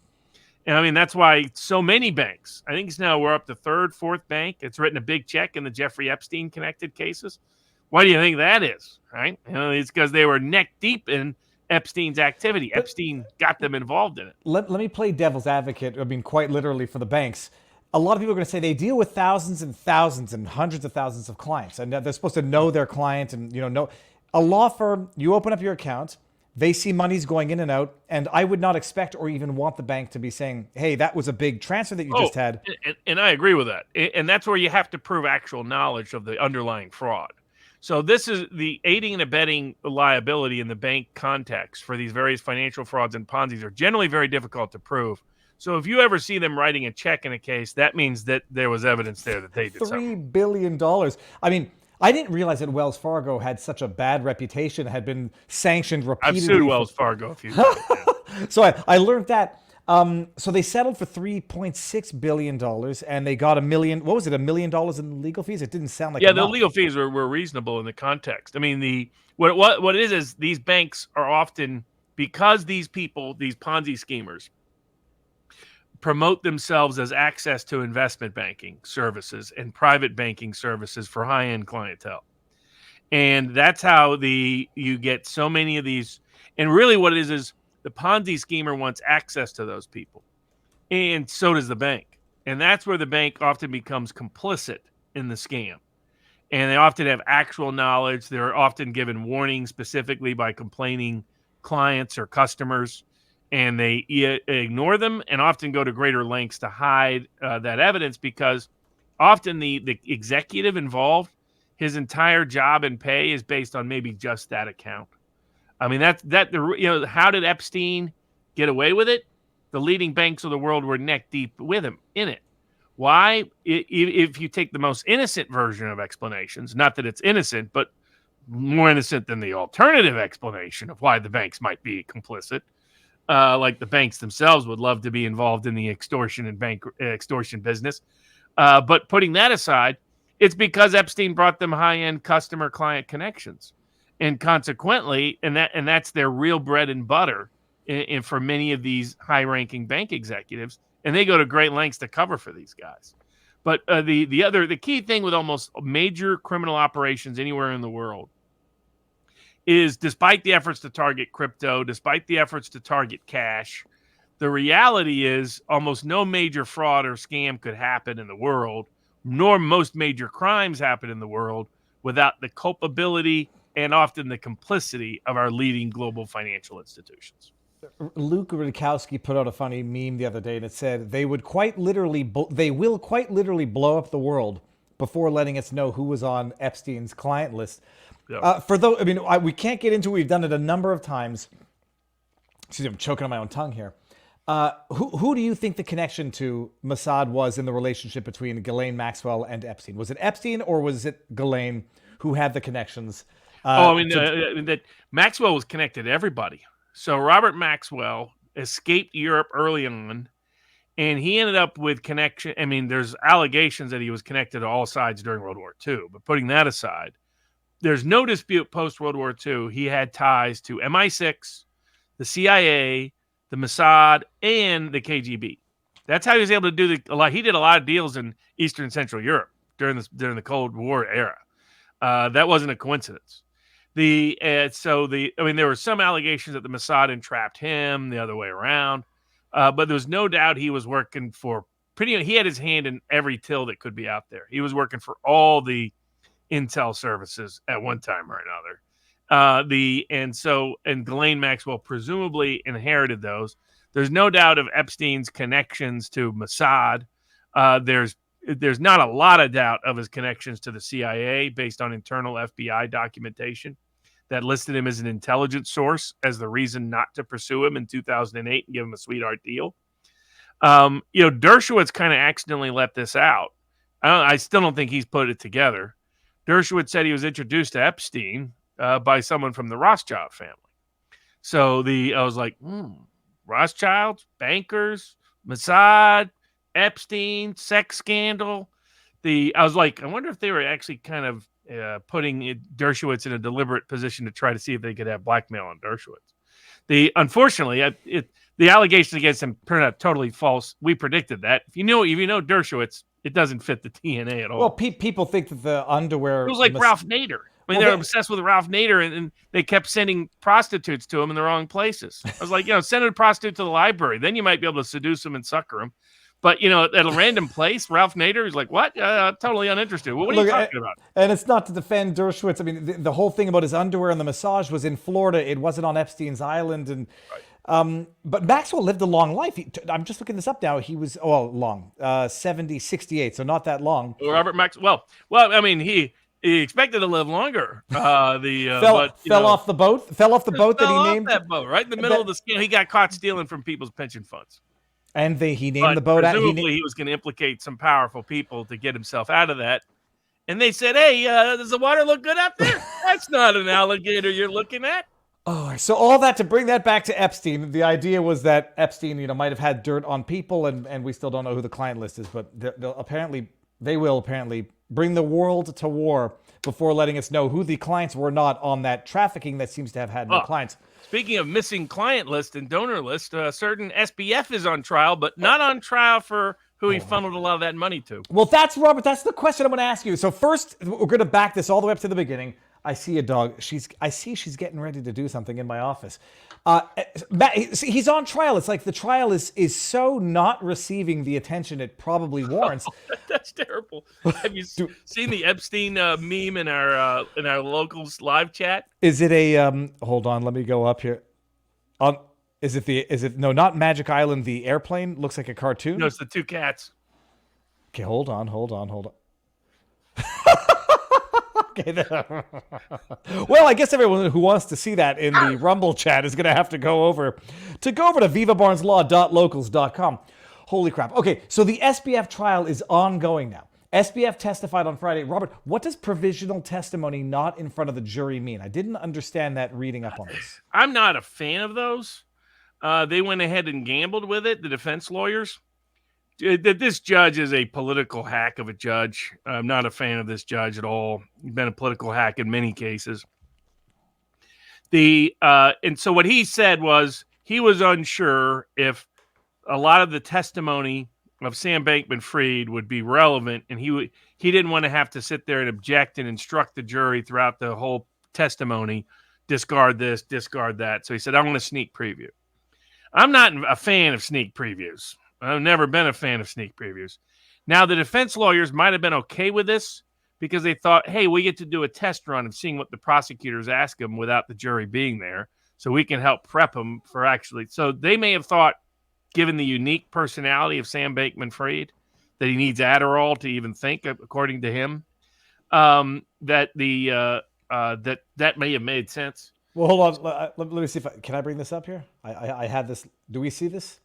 Yeah. Let's see if I think this might be the video that I was looking for. He'd never been on TV. He goes on TV in his cargo shorts and his messy hair, and he's playing video games while he's on the air. So he's playing video games. Oh, they're talking over it. Your first television appearance, you might be a little. Okay, forget it. That's the Big Short guy who's kind of a defender of Sam Bankman-Fried, or at least he came across that way, which was interesting. So so I'm not a fan of that protocol, but sometimes in select cases, you may think it would be better for you to do it. I could see his defense team thinking in his case that because he comes across as someone who may be very egotistical, may lose focus, may say things in a snide way. And here you got to see a sneak peek of what the prosecutors were going to ask, how they were going to ask it, where it would go. Ultimately, the judge couldn't prevent him from testifying.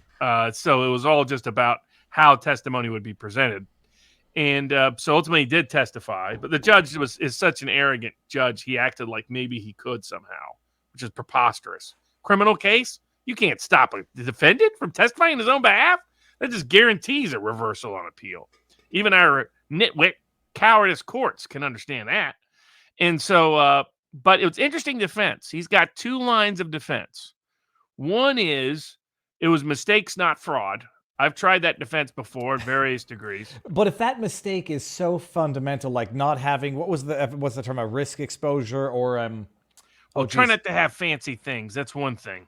So I had a client that was I think the local media reports said that according to Barnes, he wasn't a Ponzi fraudster. He was an honest dreamer. Where the dream went up, so on and so forth. So that was a tough case. We ended up getting a good disposition out of the case because the judge was so scared I was going to win the case because it wasn't long after the Snipes case that he secretly communicated to the jury ex parte. The clerks and the bailiffs and the marshals were all in on it, hid it from me. He panicked after the jury came back that the jury might tell me, so he disclosed it himself. And they called this judge the hanging judge, and he cut the sentence to less than what the plea bargain was proposed to try to minimize the chance he would get reversed on appeal for such illegal, unethical conduct. It was ironic. I had such an ethical jury. They took extra time on the one count the judge was trying to thought would be the easiest to convict, and they acquitted him on that count. But yeah, as a general rule, if you want to do the honest dreamer, just mistakes defense, it's better if you don't have fancy homes. That particular client had like Lamborghinis and Ferraris and a lot of other things. So went to Vegas, spent a lot of money there. Were they leased through the company? Oh yeah. Well, then that's fine. All of it was bought by other people's money. So Sam Bankman's got a combo defense: mistakes, not fraud, with an overarching narrative of this was a fly-by-night. We were building the plane while we were flying it. It's cryptocurrencies. It's all crazy. It was going so fast. Speed and scale was too big. Should have had a bunch better risk management people, but I never thought we were going to be successful anyway. Line of defense. The second line, which by the way, it's smart to embrace the mistakes part. An arrogant defense would be like that idiot lawyer defending Jeffrey Skilling in the Enron case, who said in his opening line, I told people as soon as I heard this, I said that he's done. He's probably not guilty, but he's convicted right now. Because his own lawyer got up and said, this isn't a case of see no evil, hear no evil, speak no evil. This is a case of there was no evil at Enron. It's like, nobody's going to believe that, you nitwit. And he just hung his client. He had no, Daniel Petrocelli, he had no business defending a criminal case. First ever criminal case, and it's that one. He got his client hung, basically prison for life, and he was probably innocent of the charges against him. Because that's how just arrogant and nitwit that guy is. He convicted OJ in a civil proceeding in front of an all-white racist jury that couldn't wait to lynch OJ after the criminal case. And then they were, oh, what a genius lawyer he is. Oh, it turns out the West Side is a bunch of racists. I'm totally shocked. Unbelievable. But so the smart defense here, he admits the mistakes, a bunch of mistakes. Should have had a bunch of risk management in place. It was too big, too fast. I was a kid, way over my head. Smart, play to the weird math nerd kid over your head defense. The second part is, man, I had a bunch of lawyers around and I assumed it was all legal. So now the problem with the reliance defense is he doesn't have a strict reliance defense. A strict reliance defense requires that you, in good faith, produce all pertinent facts to a lawyer that you then get the opinion from. If you withhold any facts, or if the opinion doesn't concern the subject matter at issue, you no longer have a reliance defense. So it plays more broadly into a generic good faith defense, which is, hey, I thought what I was doing in good faith because I had a bunch of lawyers around, not a technical reliance defense, because as the prosecutors pointed out, he had no specific opinions on any of these subjects. He had opinions on what he did is he gave it out by piecemeal, right? So he has lawyers writing the terms of service. He has lawyers determining the economic underlying structure of the transactions for taxation purposes. Very different from the legality purposes of the underlying transaction. And so, for example, treating the different aspects as loans rather than dividends or income earned to them, it was solely a tax advantage structure that was done. Smart one, by the way. However, his dad, by the way, is a big tax lawyer.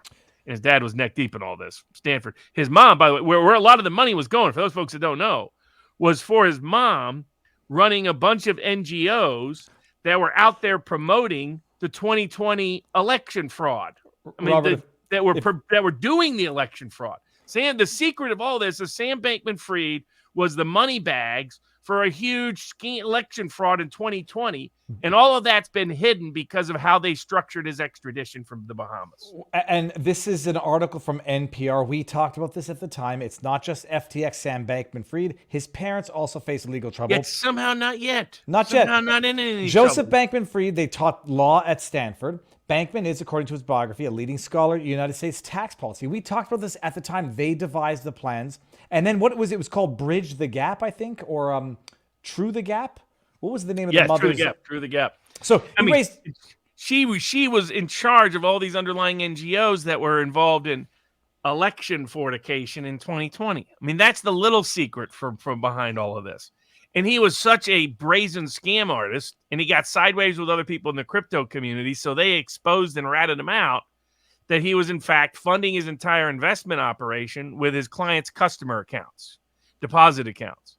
His excuse for that is twofold. One, he's like, okay, all these ex-employees have testified against him. He's like, they were doing things I didn't know they were doing, and they're just trying to shift all the blame onto me for stuff they were doing that they never even told me about. His other argument, because he says they were technically not as competent and capable as they were pretending they were. That was a smart defense. Like, he doesn't go full throttle. There's a tendency to want to go all bad, all good. Find the nuanced truth and hammer that. One myth out there is that as a defense lawyer, you come up with a fraudulent defense to win.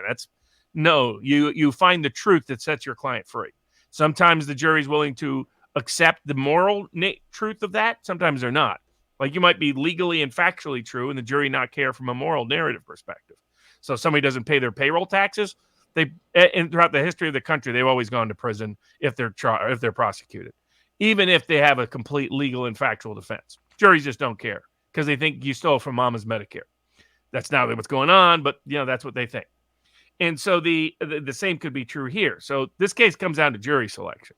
But he does have a better defense than had been previously presented by the press, because he's laying out lawyers approved the loans, lawyers approved the terms of service. My understanding of the terms of service is that this allowed these loans to be made from deposit accounts to this. My understanding is that's how banks operate. Kind of interesting point there.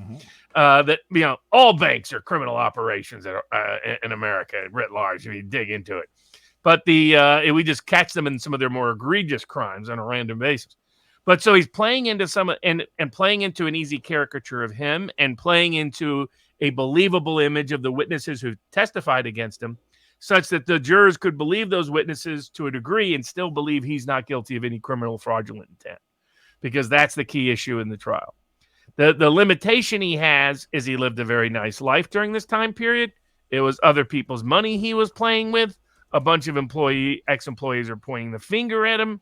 A bunch of money was lost, and he was living on fancy homes in the island. That's his hurdle.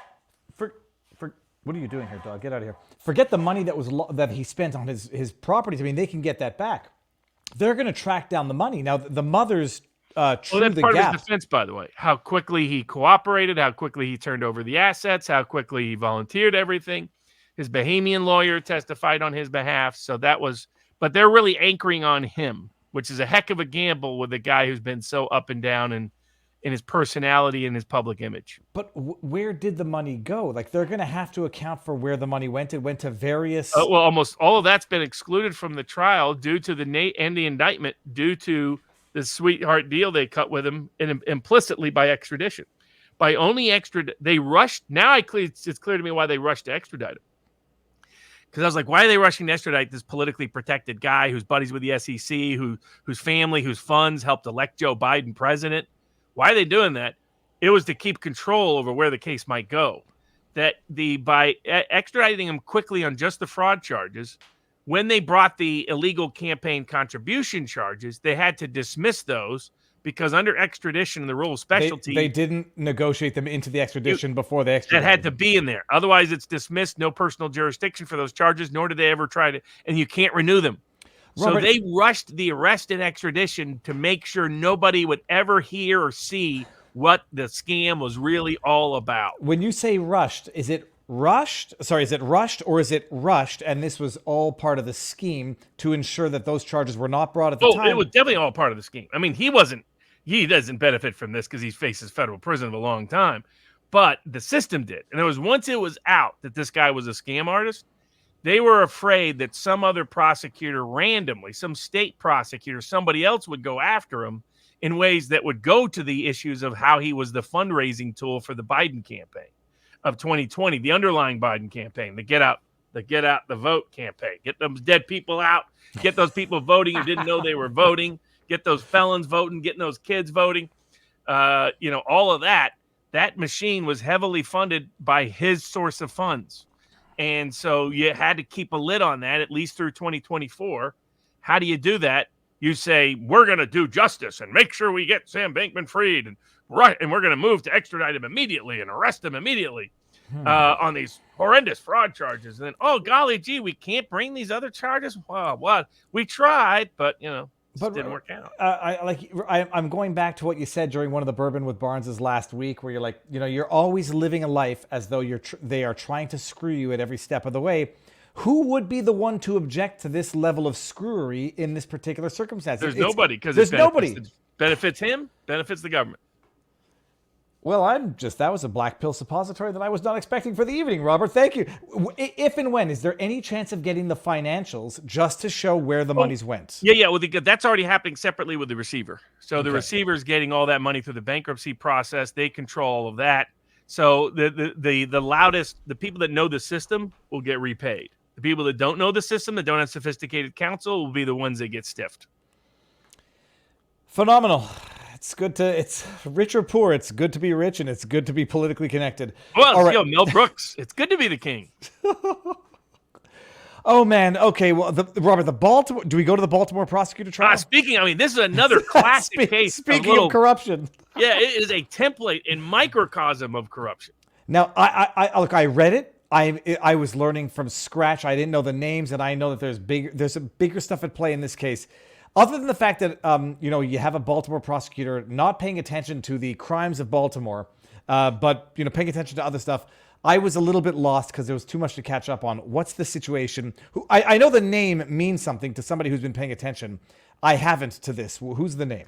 So this is the Baltimore prosecutor who brought the Freddie Gray prosecution, right? Was one of the first early blame the cops for the deaths of some of these cases that were not, in my view, the most legitimate cases, right? Whether you're talking about George Floyd, you're talking about Michael Brown, you're talking about the case in Florida that involved a private individual, but you had this line of cases that were big BLM cases. One of them was Freddie Gray was the one who got shot through the spine? No, I think it was the one who was in the back of the bus who got bumped. But they got the old van ride they like to give him, and ended up dead.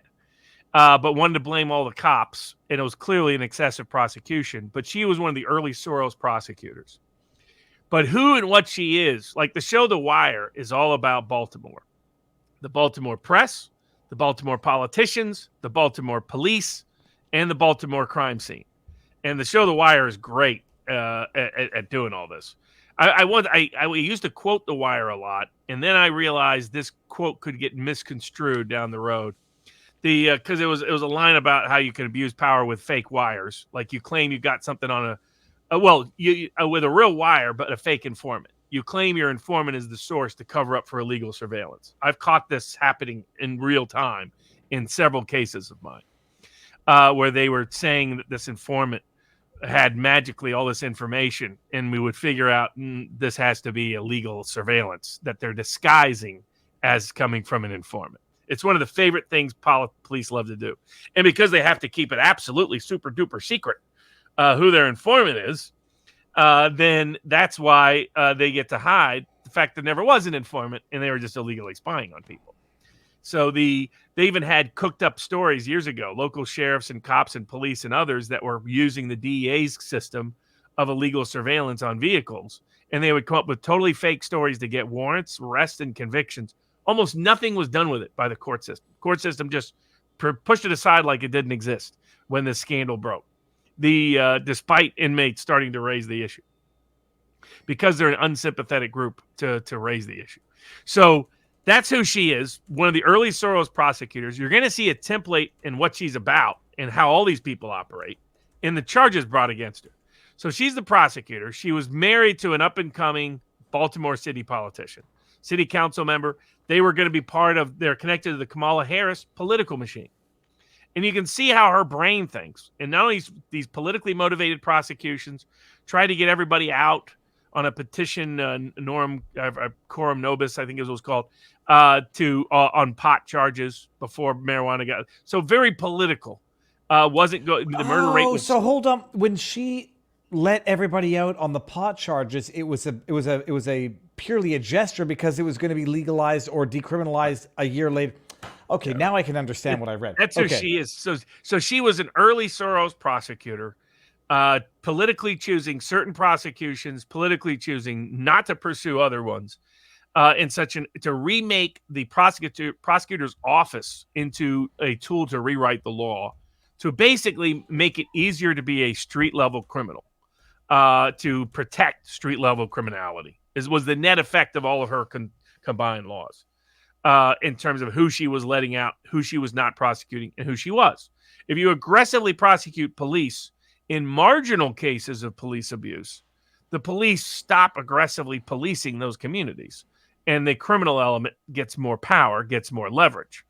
And this has been known since the late 60s, early 70s. She was doing, and Soros's plan everywhere has been to do that.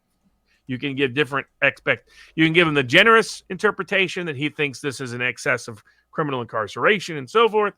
Or, in my view, the more likely explanation that it's a nefarious agenda to create more chaos, to destroy national governments and boundaries, because he believes that the international elite should govern the world. Robert, if I may I hate to make these observations because I don't like reducing anybody to identity. This is the prosecutor, Marilyn Mosby. Yep. Soros is funding Alvin Bragg indirectly through Colors for Change, I think is what it's called. He's funding Kim Gardner. Was it Gardner? Who was the Atlanta prosecutor? I mean, I hate to make an observation as to what connects the three the ones we can name offhand. I don't know if he's also financing directly or indirectly Letitia James. Is he exploiting? Yeah, I mean, I think he has ties to her. So and he wants identity politics as part of this. So she gets in there. She's married. She's part of the rising couple, part of the Kamala Harris machine, political machine, part of that sort of black upper middle professional managerial class cashing in on government, politically manipulating government for the purposes of their donor, who they really serve. They don't really serve the interest. The old black professional managerial class was forced by segregation to be deeply aligned with the interests, needs, and awareness of the black working class. Because if you're a black doctor, your customer base during segregation is just black working and middle class. Same with black lawyers, black professionals, black dentists, black chiropractors. And you're disproportionately, if you were black policemen, black firemen in those communities, etc. You are deeply connected to those communities. Black preachers always have been, because that's the nature of their community for the most part. That's somewhat changed in the past 10, 20 years, but not as drastically as it has for the rest of the black professional class. The black professional class has been able to separate itself from the black working class. That's what integration afforded. That was the kind of accidental side effect, the adverse side effect that King recognized in 67 and 68 before he was killed. It's like, civil rights is not going to solve the problem of the black poor and the black working class. In fact, Vietnam is more of a threat to the black poor and the black working class man in many respects than the white sheriff was. And that's why he was shifting. And that once he realized economics was at the core of things, and the military industrial complex at core of things, all of a sudden they kill him, of course. They don't kill him when he's just doing civil rights. No, they don't kill him when he's doing I Have a Dream. They kill him when he starts translating that to a whole different power structure. She's symbolic of this, because how does she see her office? Well, she's cashing in. I mean, what's she in trouble for now? Now, I'll get into what she's really in trouble for in a second. But legally, what she's in trouble for is she borrowed from her own 401k and retirement fund, which she could only legally borrow from if she had suffered a recent adverse financial event. And just so people understand that you're borrowing from your retirement fund, which you get to then cash out tax-free later on. But if you can borrow in advance, I don't know what the requirements are, but show an adverse life circumstance. I need the money now. I might not make it there. Correct. There's certain adverse financial consequences, exceptions that allows that money to be tax-free effectively. Okay. That she has to show. The second is when you apply for mortgages, you have to disclose whether there's any tax liens out there, because that could jeopardize the ability to get the mortgage. Now, these are some of the weaker charges to a certain degree, because there was a lot of other corruption scandals rumored around her. She was making close to $250,000. She claimed during COVID she suffered adverse financial consequences. She actually got a raise. And she was using it to buy properties in Florida, and then wasn't disclosing things on those loans. Well, hold on. In fairness, her raise was not say only, but her raise was $10,000 on $250,000. So she got a raise. She's buying investment properties in Florida that she's disguising as prime real estate as her own primary residence, which it couldn't be because she's a legal official, political elected official in Baltimore. A little publication called Baltimore Brew. It shows the power of ordinary people to think, you can't make a difference, etc. One of these little random community publications of some little local investigators, grassroots investigators, your Tracy Beanses of the world, your Julie Kellys of the world, sitting there doing it, and they just started connecting. Hey, this is kind of weird. Look at how our county prosecutor is setting up all these entities that are involved in all these real estate deals in a bunch of different states. This seems kind of odd for the county prosecutor. That's what led to everything being undisclosed, that she was involved in all this illicit fund. Now, where she's getting the money and all to buy millions of dollars of real estate in Florida, but this is how people like this think, that the whole system is here to enrich me as long as I serve the interest of the donor class. Not here to serve my constituents' interest. I'm not here to help the black community. It's all an extended grift. It's like what's his name just got caught doing at Harvard or Cornell, wherever it was he was at. Where the what's his name, the famous founder of a lot of the woke blacks, it turned out he was using the funds to fund like his brother's bogus charity to help do some other. I mean, and BLM, of course, itself, massive grift. It was just one big real estate grift fraud. I mean, but if you understand, this is an old scam, right? I mean, Nick Fuentes is the right-wing version of the race grifter fraud scam artist. There's a bunch of them are cashing in right now that Israel's hot. Like the. If we wanted to get like a flood of super chats, all I'd have to do is start insulting the one side or the other of that, and they would start sending in all the, So, the former sidebar guest, I still like Jackson Hinkle. Jackson Hinkle. He's doing the full scale Palestinian grift. I mean, I'll give him credit. Kid needs some cash. He's a smart kid, nice kid, in a lot of ways. But the Palestinian grift is so over the top. It's like, dude, even at least Mercada acknowledges he's a master grifter. If you're gonna grift, at least give a few bonus points out there. But that's what she thinks. She sees the whole political system as one big grift, and so she gets caught. Now she's getting prosecuted for perjury and mortgage fraud and all this other stuff. But the question is really, why is she getting prosecuted for all of this? The backstory is she separates from her husband, ends up divorced from her husband, ended up on the wrong side of internal black grifter politics in Baltimore. And so those types outed her to the feds that screwed her on this. She ended up on the wrong side of the grift. All of them are in on the grift. It's just who gets the most in the end. The expression is no honor among scoundrels or no honor among thieves. Amongst thieves. Yes, that's exactly what is the real political backstory. I'm not fighting with Hinkle anymore. I'm not going to fight with Kim Iverson anymore unless they. But man, she's making bad arguments. When you have to, this is when I knew I didn't want to do it. I didn't want to do it. We're going to have to do it. I was like, all you got to do, if you do a deep dive into the Israeli-Palestinian debate, it comes down to always one simple question: are you okay with Hamas having nuclear weapons?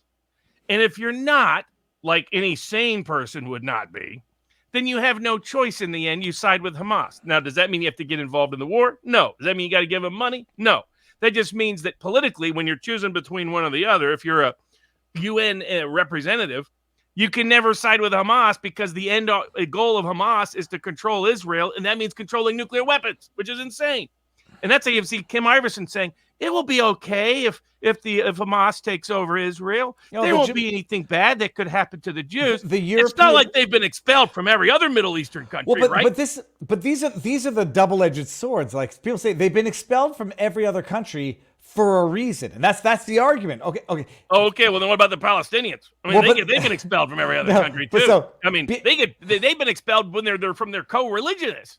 That's how bad the Palestinians. I mean, like I said, king losers of the world. Nobody lost more than the Palestinians. They're king losers. Nobody loses more. That's all they do is lose, and then they whine about the consequences of losing.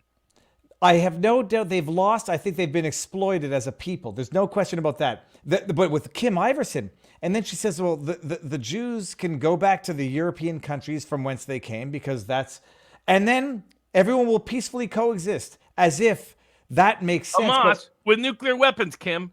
That's how nuts your position is. But then Kim wants Hamas to have nuclear weapons. Check your brain before you say something that stupid. Otherwise, you sound like Nicholas Fuentes. Well, the flip side is... And that's a guy who likes to dress up as a rabbit and chase people around.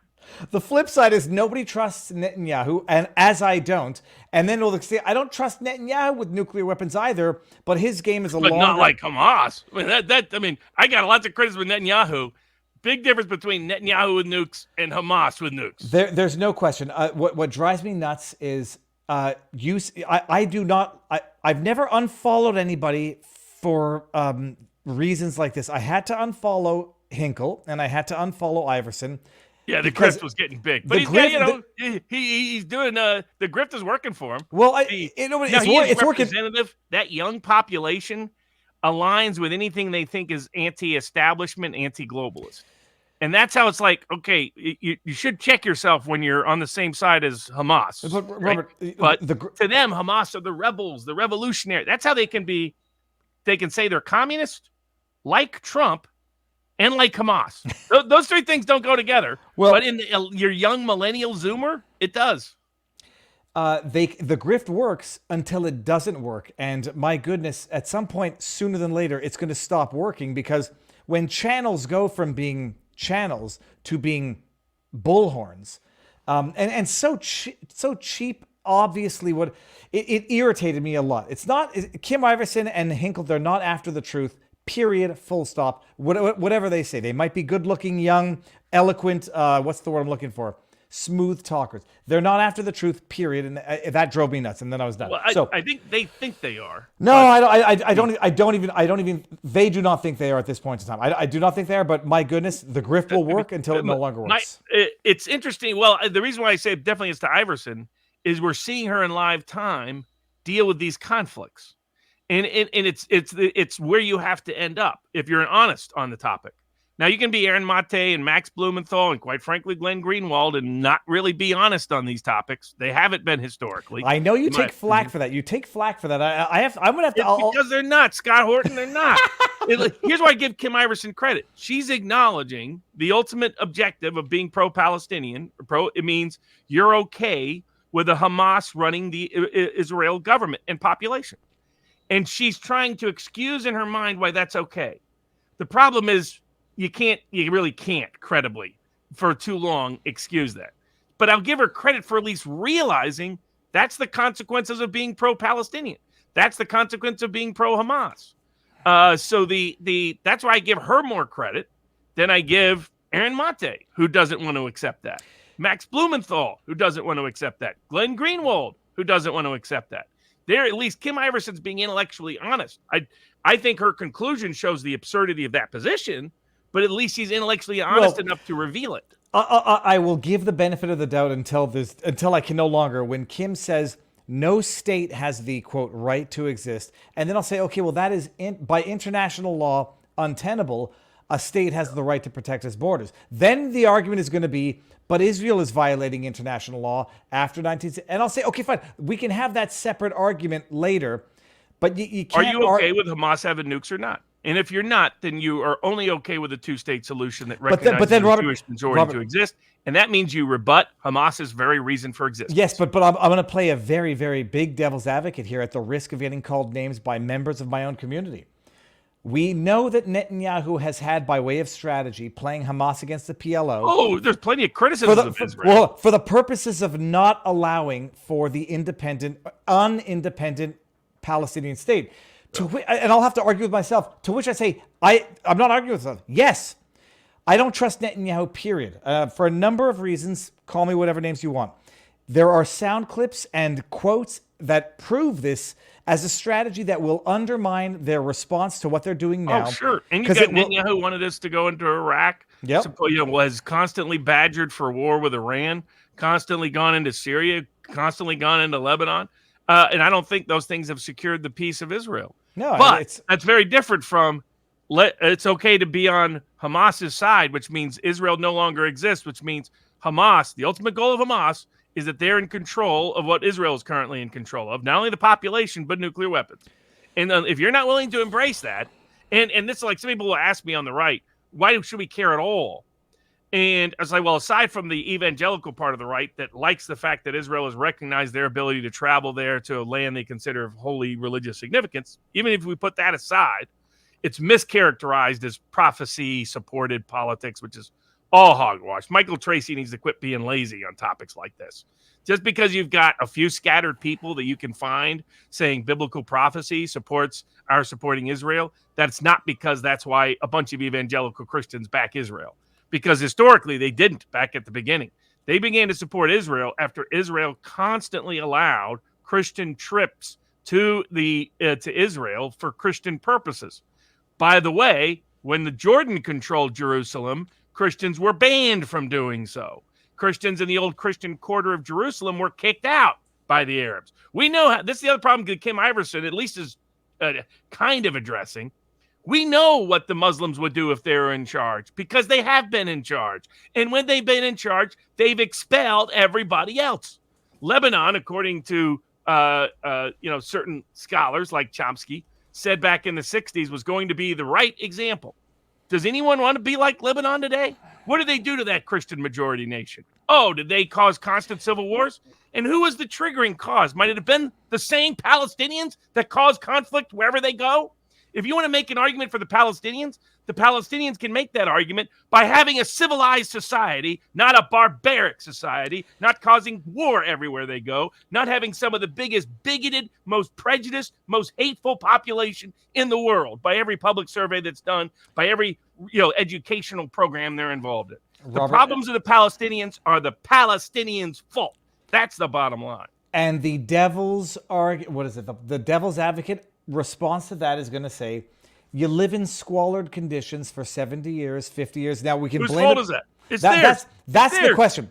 And now they were in Egypt and they tried to overthrow it. They were in Jordan. They tried to overthrow it. They were in Lebanon. They tried to overthrow it. Why did they keep trying to overthrow every government known to man, including other Arab Muslim governments involved in assassination and terrorism? Well, maybe it's because they teach their 6-year-olds that their only existence is to hate and eliminate Israel. It's the problem. The Palestinians have a sick culture rooted in bigotry and prejudice.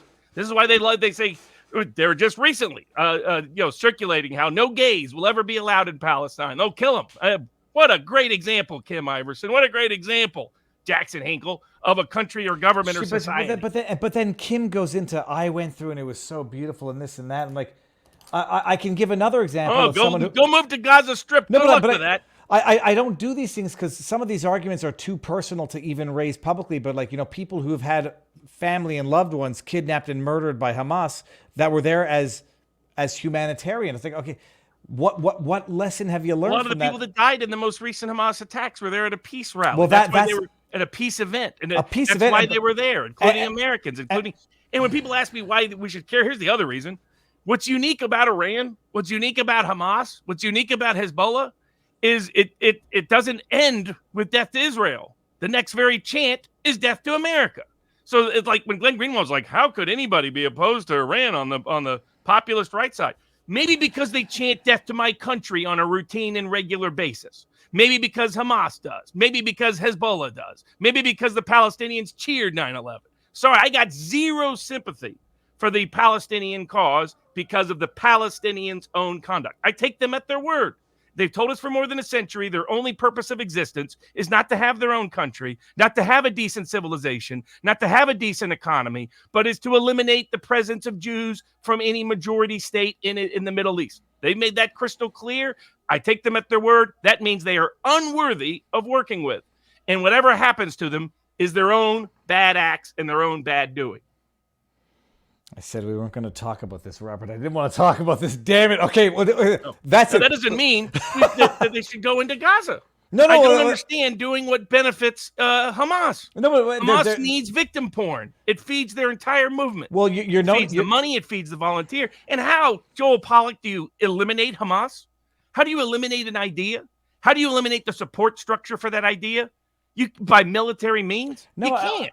I'm seeing the videos. I don't retweet these things. I think it's exploitive. I'm seeing the videos, blowing up buildings. It's great. It looks good. It's like shock and awe all over again. And then I see dead children. And you're inevitably going to have some kids, people who die who are non-combatants. But 1,000%. And then you get everybody retweeting it. Like, what the hell did you expect? Well, we've got to. You can complain about it. You can be Joel Pollack and say there's a big legal difference and moral difference between that and what Hamas did. I agree entirely. But it doesn't change that the actual problem Israel has is the support for the Palestinian cause in the Palestinian, Arab, Muslim, and global South. And you do not defeat that by giving them victim porn on a daily basis. And this is the same thing I've heard for the last 30 years of my life, from going from the first Intifada where I was barely conscious to the second where I was conscious to this. It's like, oh yeah. Are you surprised hearing college kid campuses cheer intifada? No, Like it's one thing. No, and but here's no, what I'm Viva was wrong. This will be a brief legal bonus topic tonight. A Twitter went viral statement claiming that DeSantis had shut down a pro-Palestinian group. Yes. Speech prohibiting Oh, anti-Semitism. no, they said he fabricated a justification to shut him down. That's all false. It wasn't because of anything related to anti-Semitism. The group was not being prohibited from speech, but simply no longer going to be a state-funded, state-recognized organization. And third, it's because we have always said you can't embrace terrorism and support terrorism, provide material support to terrorism. Okay. And that's what this group was doing. Yeah, They said they were part of the terrorist action. Well, that's where the semantics debate is going to come into play. Did he fabricate the material support for terrorism to shut down their First Amendment rights, or did they materially support terrorism? And it appears to me they materially supported it. And it won't be a surprise. These kids are on college campuses saying go intifada. Well, but so hold on a second. Does material support for terrorism include First Amendment expression? It does if it says we are part of the same operation that committed the terrorism. Al-Aqsa flood, hypothetically, Yes. just for saying that. If that's what they did, then, and this isn't about First Amendment speech. They're still allowed to speak that. They're just no longer entitled to state funding for their organization because under federal law, that's always been prohibited. So there was this misrepresentation that it was about anti-Semitism or about the availability of speech. That's not my understanding of what took place. My understanding of what took place is they're no longer a state recognized for purposes of state funding because they said they were part of a terrorist organization. Yeah. Now, if it turns out they're factually wrong, then that organization has a right to protest it to prove otherwise.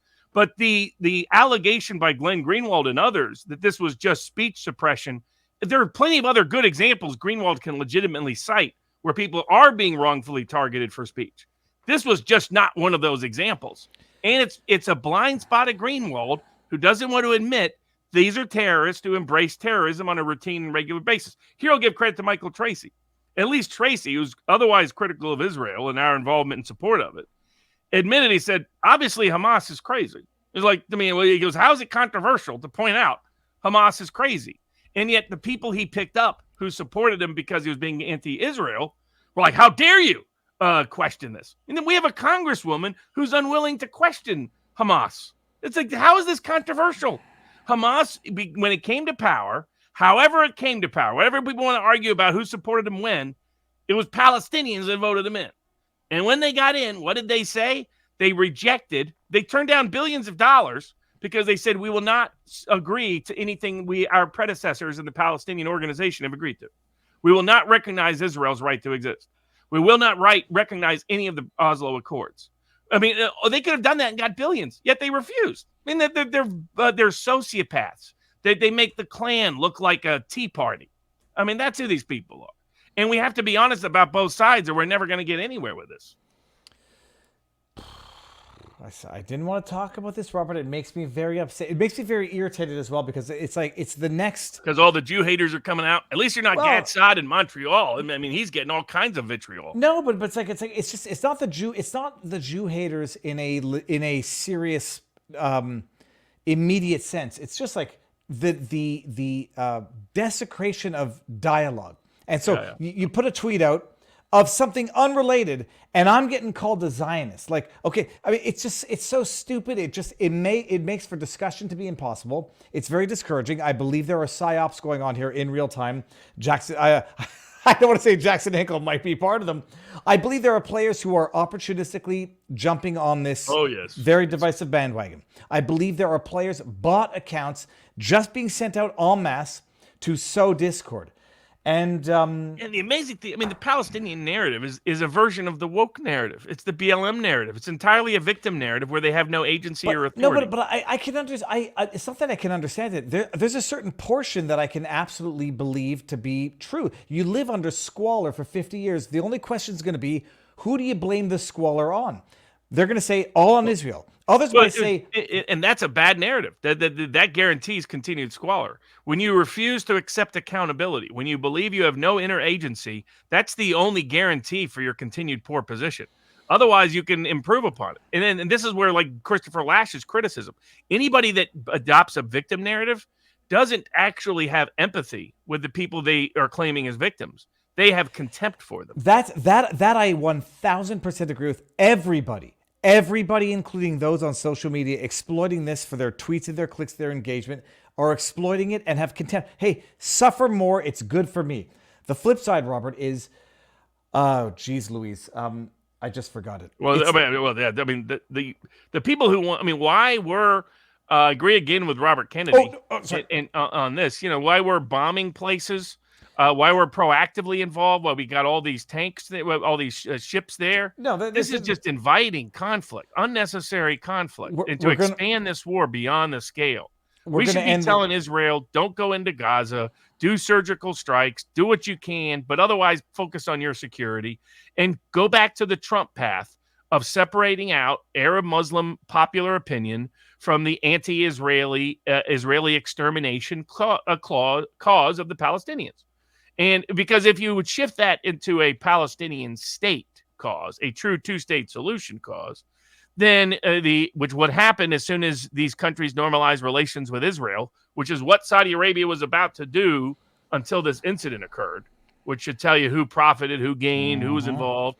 It's Key Bueno? Yeah, exactly. I mean, but all of it is also a distraction from our next topic of tonight, which is, of course, the Biden corruption scheme getting bigger, wider, and deeper. Robert, I said I'm going to end this with a mildly funny. I wasn't even going to play it tonight because I didn't want to get involved in this discussion. But hold on, because it's everything about it. Oh, hold on. I'm going to bring it up regardless of whether or not I have it in the back. Ryan Long. Robert, do you know who this guy is? He's coming on sooner than later, people, so stay tuned. I'm not playing the whole thing because I want people to go watch the whole thing. It's hilarious in the most cynical way possible.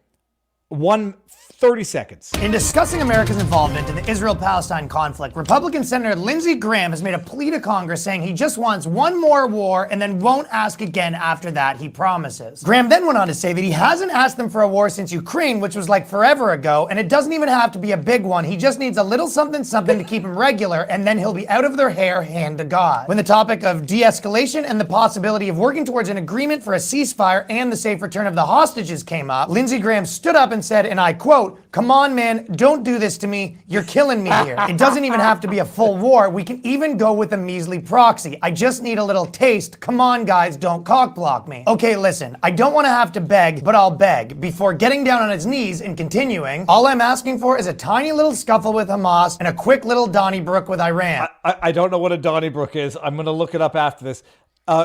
Everyone go watch Ryan Long because he's an absolute comedic genius, and I'm not stealing from it, and I don't want to divert traffic from. I want to divert traffic to. All right, Robert, that was my black pill. I didn't want to talk about it, but we had to, and we did. Okay, now we move on to what it's all a distraction from, the continued incompetence and disclosure of corruption of the Biden regime. Well, what I love, there's a bit of a bridge, a sub-bridge. The attack on Israel on October 7th, it's not arguably, it's an atrocity. The only question is going to be, was it a result of failure of intelligence, distraction from political corruption? And I think the answer to that is yes with a but, and you can go from there. Coming back to America now, Biden, the senile, demented buffoon who can't make a sentence, who can't walk upstairs, is shipping aircraft carriers of Americans to the Middle East to intercept missiles. But apparently is the most corrupt president ever. The check, Robert, he has a $200,000 check coming from his brother. Repayment of a loan repayment, because his brother needed a quick something, a little $200K for a 6-week carry me over daylight savings loan. Robert, it's so ridiculous, the reality and the justification. You've got Aaron T. Rupart, A.T. Rupart, whose name is literally in the Urban Dictionary for a lying sack of shit. Then you've got Dan Goldman, who is literally the replacement for lying scumbag Adam Schiff, saying, the loan, it was just a loan repayment. You guys are liars. His brother, he was advanced the loan. He repaid it, and that's the repayment. Easy peasy, but they don't show any proof of the loan repayment. There's a $200,000 check from his brother to him saying loan repayment, and the arguments flow from there. What is your take on it, Robert? I mean, yes, it's the amount of cash going back and forth. I mean, credit to the Republican member of the House who subpoenaed the bank records, because by going into the bank records, we're discovering things that just really cannot be explained normally, including it appears that Biden bought his multi-million-dollar beachside home with all cash. Where did he come up with all that cash? Robert, family money. Right, exactly. Mr. Blue Collar. Family money are definitely, but I mean, it shows how brazen the corruption is. The whole family weaponized his office, whether it was Senate or vice president or future potential president. By the way, that's why he was suggesting he might run in 2016. He knew Obama didn't back his campaign in 2016 and backed Hillary, so he wasn't going to ever run, but he made it look like he was so he could shake down as many people in the interim. And then always talked about running in 2020, even if he wasn't going to run. Ultimately, he did, but the same goal: shake down a bunch of money in the interim. And that's what he's done. He's an old school shakedown artist. He just does it at a different scale than, the senator from New Jersey or the prosecutor from Baltimore or Sam Bankman-Fried. So the net effect of it, we're seeing more and more irrefutable evidence, and they come up with the most ludicrous interpretations. And it goes back to the confession through projection narrative of 2020, that everything they accused Trump of, Biden has been guilty of all the way through. Whether it was the classified documents case, we're discovering, in fact, that he did all the things that they accused Trump of, except he didn't have legal authority to have the document where he had it, and he actually did monetize it for his personal profit. They kept saying, well, if you dig into Trump's financial records, you'll find something. Well, actually, they found nothing when the New York prosecutor was done. She had to manufacture fake charges. With Biden, you just dig in a little and you find all kinds of evidence of corruption and criminality. They kept saying Donald Trump Jr. should be looked into. Turns out he has impeccable issues, no issues. But Hunter has more issues than you can count at. You take all the combined problems of siblings and children through the whole history of the presidency, and Hunter Biden in one person outdoes them all. He's got a little Billy Carter. He's got a little bit of this. He's got a little bit of, that. And, and basically Biden makes Spiro Agnew look like a minor player who was the last major Baltimore person to be prosecuted before this Baltimore prosecutor in major political charge cases. So it's extraordinary, the scale and scope of it. Now, this new speaker, the one area he appears to be good at is he's going to stay consistent. He's a constitutional lawyer. He comes from a background of helping religious right organizations. So there's he's a young congressman from Northwest Louisiana. A lot of reason for hope with him until he started wussing out right away about Ukraine and running to Sean Hannity of all places. You knew he was going to be a legit if he went to Tucker Carlson for his first interview. You knew he was probably going to be a sellout if he went to Sean Hannity for his first interview, and he went to Sean Hannity. But he has said he will pursue the impeachment, and he does understand the constitutional basis for the impeachment of whether Biden has used his current policies in office to cover up his long history of family criminality. And you could argue that what's happening in Israel is a part of that, because not only distracting from the debacle of the Ukraine conflict for the Western side, with Ukraine getting whooped on a daily basis, and we'll have on all of these and other historical and military topics in a few weeks, November 15th, we'll have history legends for our next big sidebar, which will be fun. But to me, the evidence is increasingly unimpeachable of the impeachable offenses of Joe Biden. I asked a very simple question to Dan Goldman and A.T. Rupar.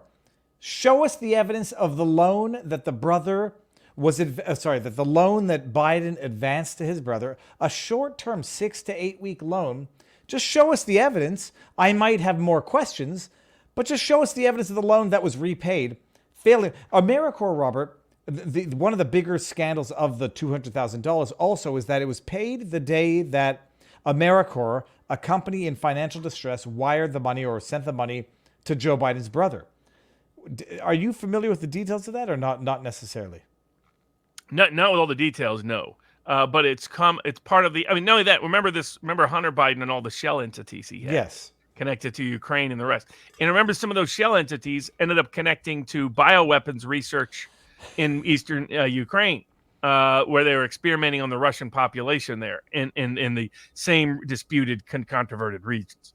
So all of this comes together. And the question is, will the guy launch World War III to cover up for his own crimes before we can impeach him?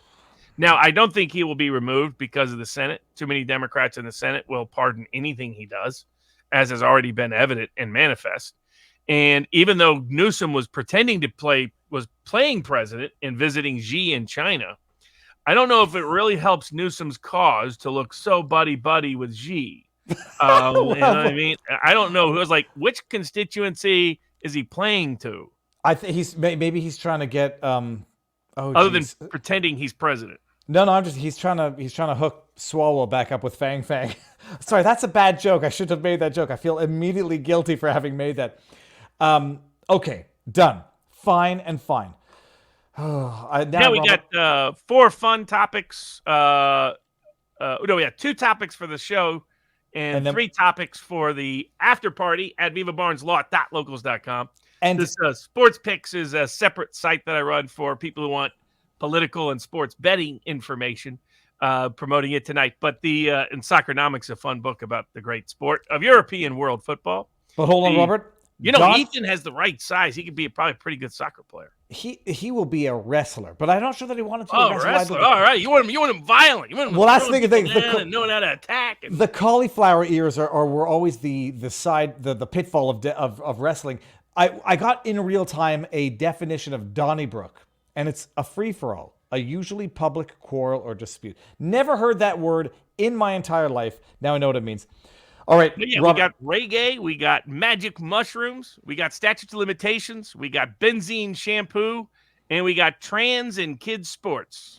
Let's end on Rumble with the reggae, because that's the only one of those that I know nothing about. I read it, and I was like, okay, I know nothing, I understand nothing, and I don't understand why you have a good reason for understanding its importance. Do that, Robert. I'm going to send the link to Locals, and we're going to go over there after this.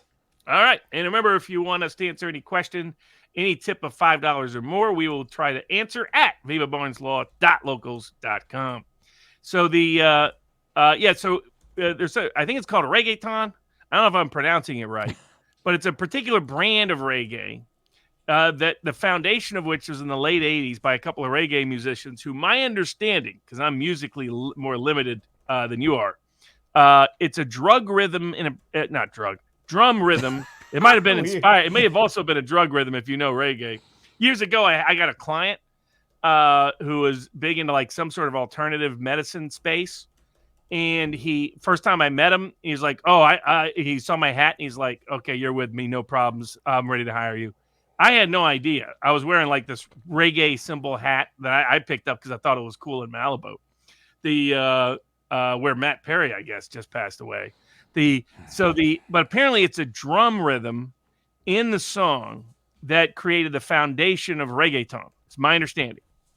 What's happened is almost all the great reggaeton musicians have utilized it, this particular kind of drum rhythm. And so it's in thousands of songs. It's in all of the entire genre. Well, now the creators of that original drum rhythm are suing. They're saying, that's actually our copyright, the entire genre. So we want all the money that everybody's made from the entire genre. So it's a massive suit in the reggae and the music space because of its financial implications. There's not a major reggae musician since 1990 that's not impacted by the case. Not a major studio or music, Geffen, everybody's involved in the case.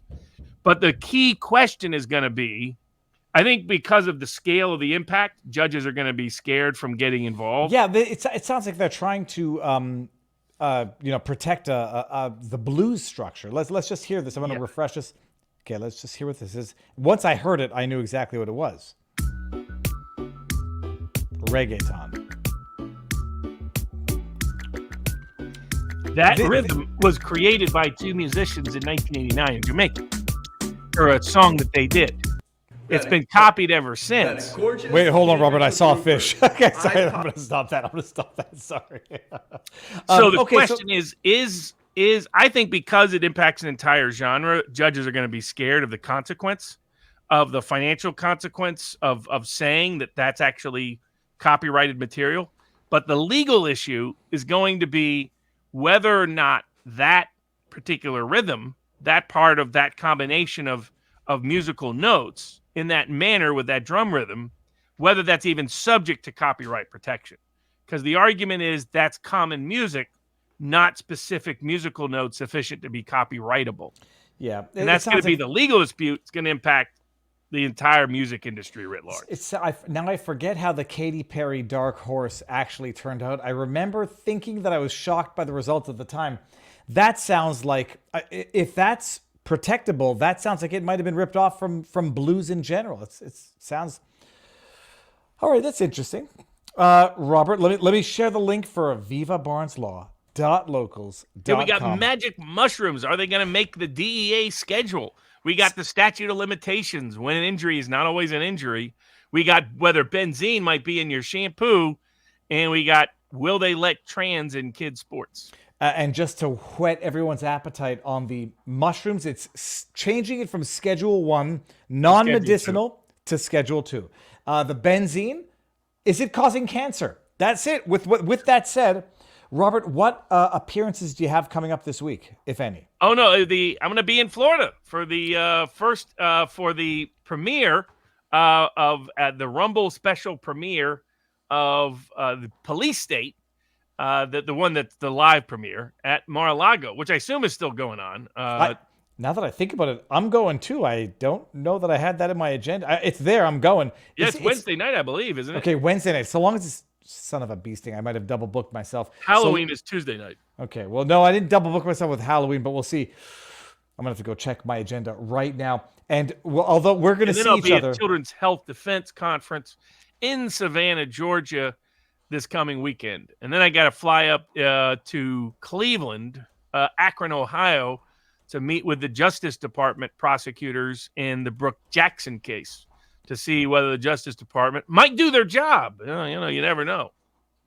All right, I'm ending it, people, on Rumble now. Come to locals. I have a typo, and it said do tit now instead of do it now, but we're gonna live with that.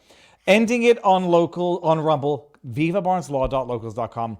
Robert, this has been amazing.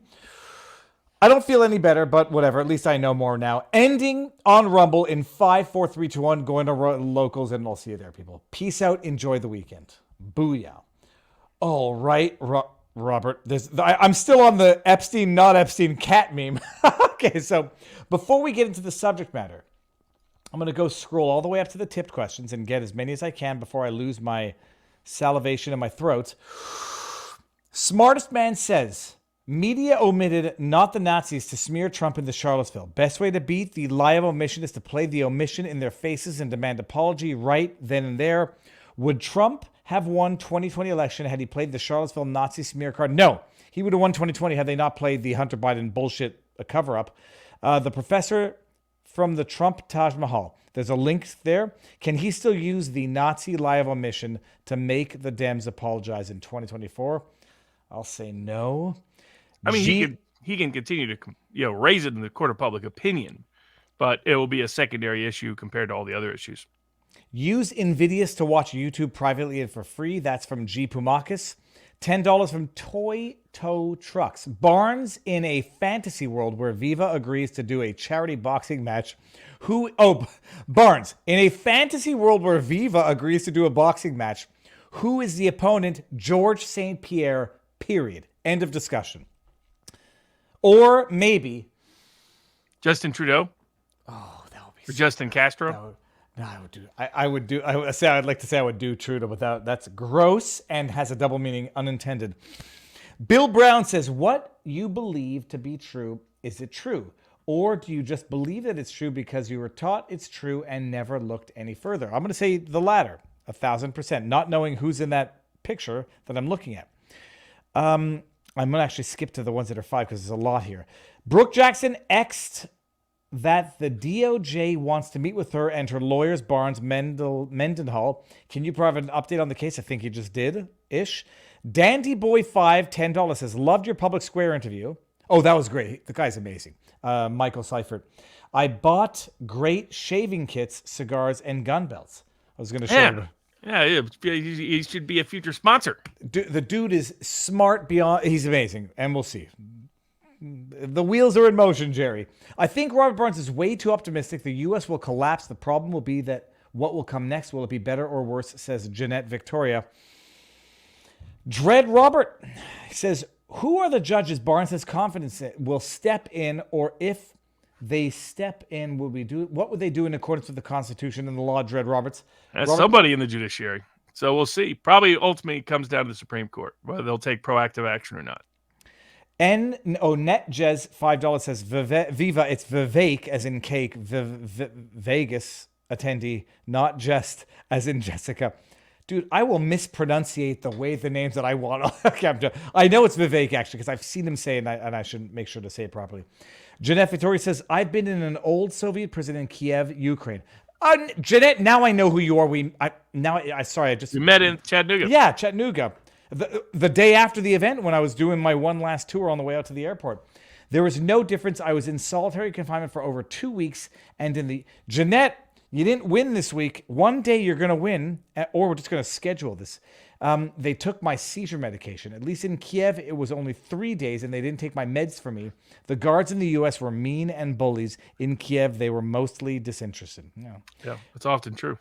Quarter Native says, Washington state prisons made COVID plus inmates walk outside between buildings in their boxers, T-shirts, prison sleeping guards to go to quarantine. I know of a prison that has foreign particles blowing through a vent so thick that every day it's an inch thick. That's just terrible. Oh, yeah. G. Pumakis, biblical punishment is either restitution or capital punishment. There is no biblical case for prisons. None. Then we got Reika 1. If you were on the Supreme Court, would you interfere, give guidance, etc.? In the current court cases, would you take them as soon as you can and just start knocking them down as fast as you can? Rockahora, $5. Barnes, you have to read Kash Patel's. Have you read Kash Patel's book at all? Not yet. He's someone of good character. Kash Patel. Yeah. Okay. Yeah. Though a bit naive. Yeah, that's exactly who he is. He's friends with Amanda Milius. Yeah. He says he lives in Vegas. Seems to hold salty Sally Yates in the same. I didn't know he lived here in Vegas. Oh, catch up with him, dude. I'm gonna screen grab that. So we. We definitely do a sidebar. I think we invited him before, and he said he had an hour available. No, or something, it's going to happen. There's no reason why it wouldn't happen. It's a no-brainer.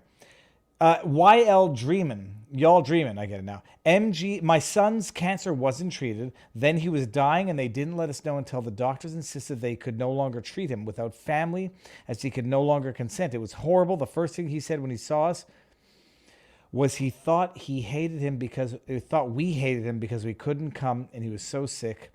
That's I think they should be required to notify family. It depends on the circumstances, unfortunately. That should be a legal right, in my view. That was also viciously violated during COVID. Y'all talk to Larry Lawton or Jessica Kent. Both are former federal prisoners that do YouTube videos. Very informative to hear their prisoner view. I agree. That would be very SRN. Let me just screen grab that before I lose it. We got entry required. Says anything libelous or actionable in that South Park joining the Panders. No, it was just perfectly descriptive of Kathleen Kennedy and Disney. And it did a wonderful mockery. It had a Cartman version in the alternative universe of Kathleen Kennedy. That it was Cartman as Kathleen Kennedy. So the just said everything was put a stick of women in it, make her gay. No, stick a woman in it and make her gay. I gotta start watching this with my oldest. I think she's old enough now. I think she's probably watching it without me. I gotta get in on this.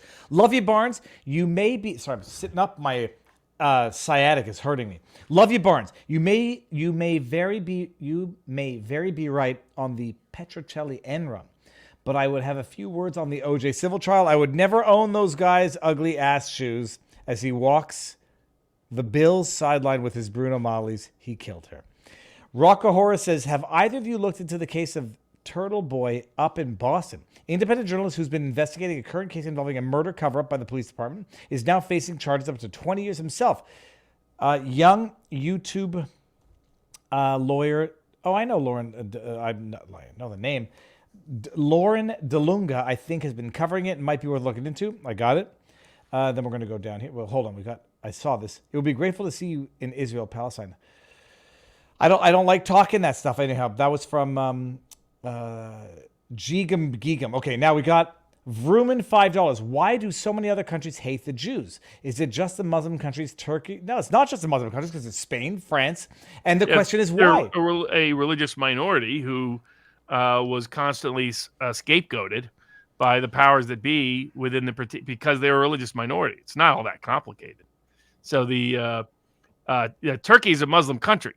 Right? I mean, Turkey, Egypt, Saudi Arabia, and Iran all think they should run the Muslim world. Erdogan has not been bashful about this. We'll discuss this with history legends. He's been breaking down Turkey's military expansionistic behavior. Erdogan thinks that the Ottoman Empire should be back and he should be running it. And this has been mostly suppressed. Flynn got caught up in the middle of that in between 2016 and 2020. I'm sorry, in between 2012 and 2016. It's partially the whole thing was what he was doing vis-a-vis Turkey. That should not surprise anybody. But anti-Semitism has been one of the most common scapegoats for 2,000 years. But that's the history of it. So but the idea that Jews did something to bring it on, it's just because they're a religious minority that's very independent. Add to that, they're like the Amish of America to a degree. We just haven't yet built up the local hatred of it because the elites haven't yet targeted them systematically. But you have this independent population, independently taught, independent religious institutions that's independently financially successful to a certain degree in all the world throughout this entire time frame. Your local royals are not going to like that, right? The local dominant religion's not going to like it. The local dominant financial structure is not going to like it. The local political structure is not going to like it. And when they get caught doing something bad or get caught with a problem they can't handle, they're going to say, let's blame those people. Let me play the absolute devil's advocate. I know what the response to my argument is going to be, but people are going to say, fine, financially successful, intellectually successful, but subversive. Simply because they had a written religious tradition. No, it wasn't like anything special, but their tradition was written. Not everybody else's tradition was written. Because of it, it gave them an edge. And then because they were excluded from certain economic areas, they were forced into economic areas that actually became profitable. Like you couldn't charge interest rates in certain parts of the Christian world. So now they were set up in kind of like the Polish-Lithuanian Empire to a certain degree, promoted Jewish population as a means of control of local peasant populations, knowing it would create a distraction from the elite. So, but okay, and that would be one. So they set it up to say, look, charge interest rates on the lowly population. They're going to hate you for doing it, and you're going to be rich for having done it.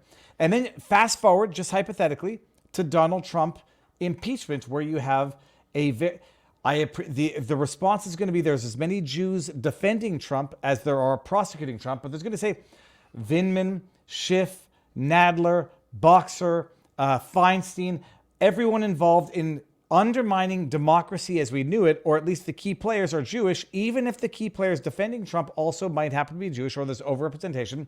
How do you respond to that? That is going to be the crux of the argument. But that's a secular professional class bias amongst the Jewish population in America. And so it's like one of those things that's kind of, to me, it's why anti-Semitism doesn't make sense in the end. Unless you're Arab and you oppose any Jewish majority state. By the way, they also oppose a Christian majority state. Look at what happened in Lebanon for the people still living in La La Land. No, but people talk about the Sabra and Shatila massacre and then blame it on the Jews as though Israel did it. Yeah. Not to say Israel was not partly, maybe most of the Christians fled Lebanon. Talk to anybody who fled Lebanon, whose family had been there for a lot longer than the Palestinians had ever been in Palestine.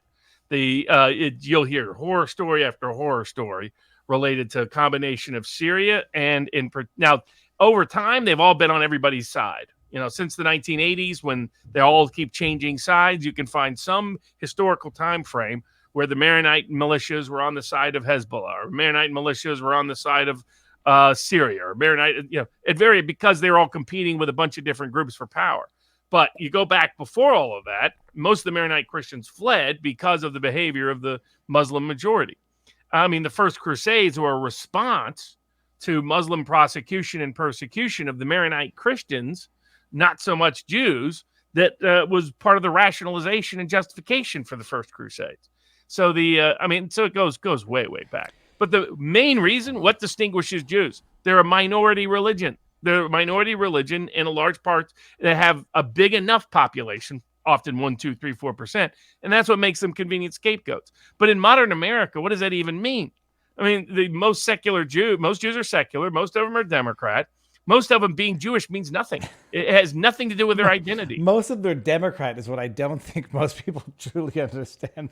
Yeah, and most of them will vote Democrat again. They'll vote for the Rashid Tlaibs. The Jews in Rashid Tlaib will vote for. I mean, so it's like, what does it mean to be Jew? It's like saying that somebody in Denmark is Christian if they never go to church and are not evangelical and are not Orthodox and don't believe in the religious text. Like, what does that even mean? It means nothing anymore.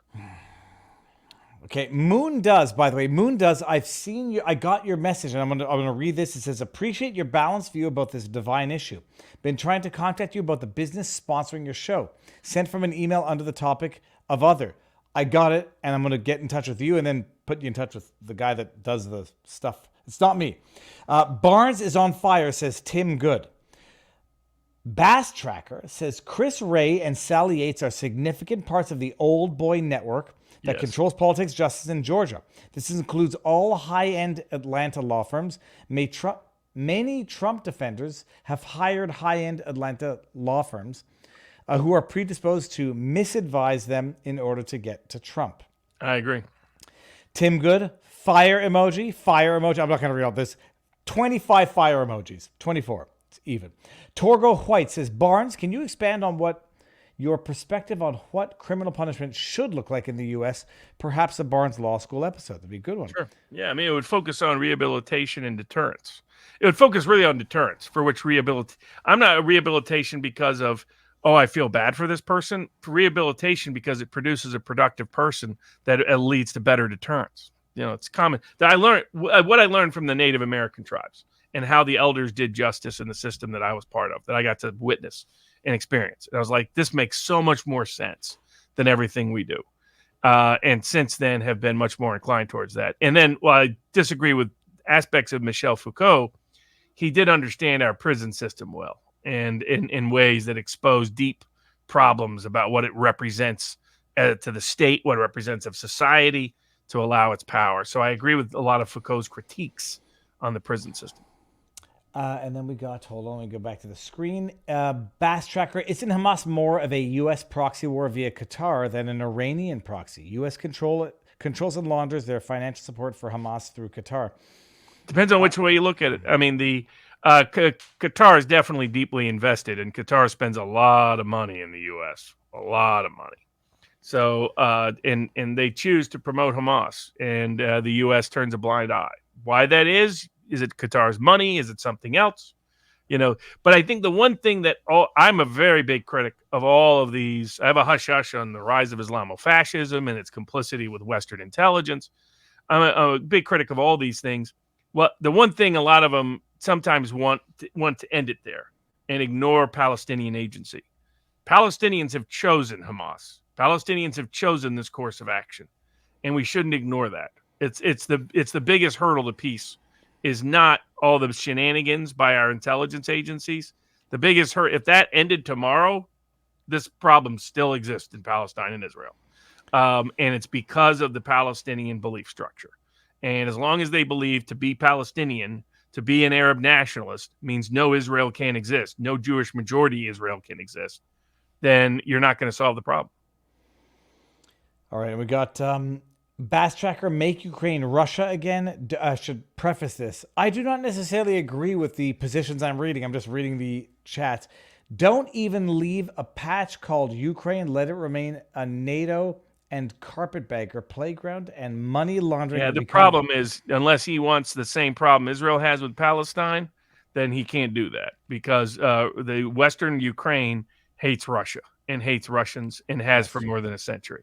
They think they're the original Russians, by the way. They used to call themselves Ruthenian Nationalist Association. Just research the history in the United States, for example.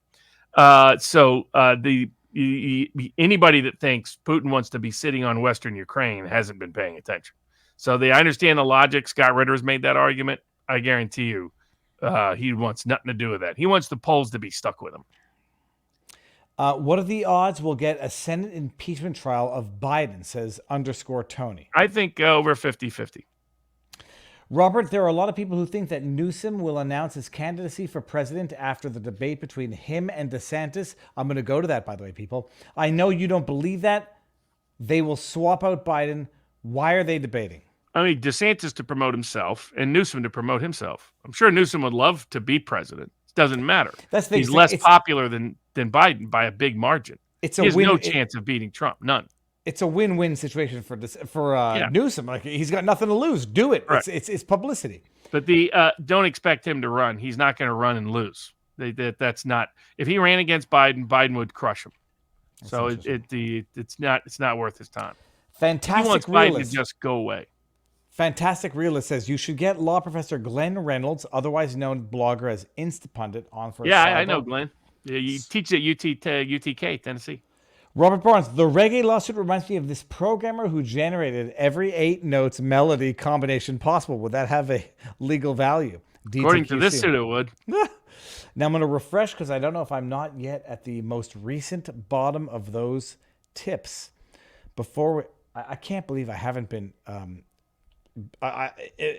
interfered with by a child.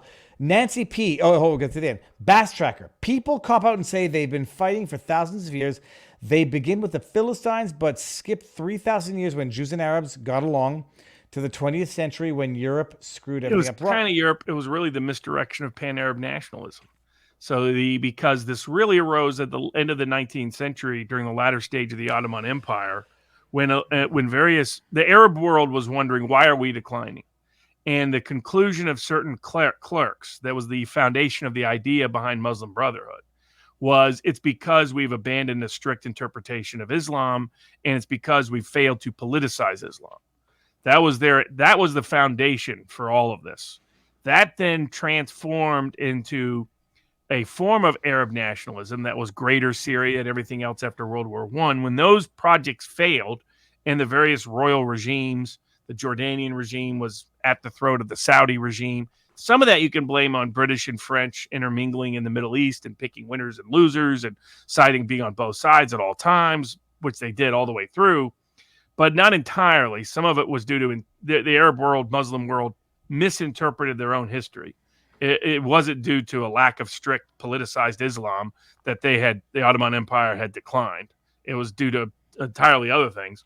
And then nor were the prior caliphates that were most successful the strictest interpreters of Islam, especially, most ironically, Iran was a area of Persian tolerance more, and now it's the predominant intolerant regime in the Islamic world.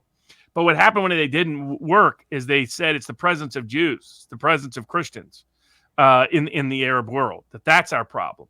And thus the definition of I'm an Arab nationalist because I believe there should be no Jewish majority country. That ideology started by a failed pan-Arab nationalist from the Palestinian world whose family had gotten rich and profitable off their ties to the Ottomans in the Palestinian regime to the detriment of the local population. And they diverted everybody's attention into, let's get rid of Israel, and that will be our defining cry. It was his idea to make the Al-Aqsa Mosque a significant mosque that had not been significant in the Islamic world for about 1,000 years. And yet people, go around pretending that it always had this great religious significance. Not when the Arabs controlled it, it sure didn't, for most of their history. And so there's plenty of blame to go to Israel and Europe for the current condition of affairs. But that cannot ignore Palestinian agency. And the principal source of ongoing problems in the Middle East is the Palestinian belief that Israel cannot exist as a Jewish majority country. Until you overcome that, you will not solve anything. Bass Tracker, $10 have refreshed. U.S. tries to tempt Arab countries and Iran into war by stirring up and amplifying trouble in Israel and Palestine, but with BRICS success on the horizon, they may not take the bait. BRICS is not moving anywhere, unfortunately, because the Eurodollar system controls the world, not the U.S. dollar system. And that's not a reference to the currency of the euro, but Jeffrey Snyder's explanation of the global creation by the international financial banks, financial banking cartels, if you will, of their own monetary system. And until that's understood, then BRICS will go nowhere. And that's one of the mistakes made by the anti-globalist crowd, is the belief that BRICS is a meaningful challenge to the U.S. dollar hegemonic power, when in fact it's not the U.S. dollar that's hegemonic in the first place. And thus you could have predicted what Jeff Snyder predicted, which is over the last year, dollar value hasn't gone down under BRICS, it's gone up. Dollar use in global transactions hasn't gone down under BRICS, it's gone up. Once you understand that, then you can understand where BRICS probably won't be a meaningful challenge at the moment. This one touched me personally because I know Kal Penn, not personally, but from Harold and Kumar 1, Escape from Guantanamo Bay, and A Very Special Christmas. Possible mini hush hush. Kal Penn, who starred in Harold and Kumar and Designated Survivor, is an Indian actor. He's hilarious. Somehow served in the Obama administration. He came out as gay a few years ago, but didn't come out as gay under Obama for some reason. Possible secret gay lover. No affirming or denying. Yeah. You mean on the audio that Obama was there? Look at all the evolving stories on this. Now we got a Secret Service tape. Remember, originally Obama wasn't there. Obama wasn't even on the property. Obama was overseas. Then it comes out, well, maybe somebody was there from the family. Then it turns out, Obama was the one there. And then it turns out Secret Service were involved in this.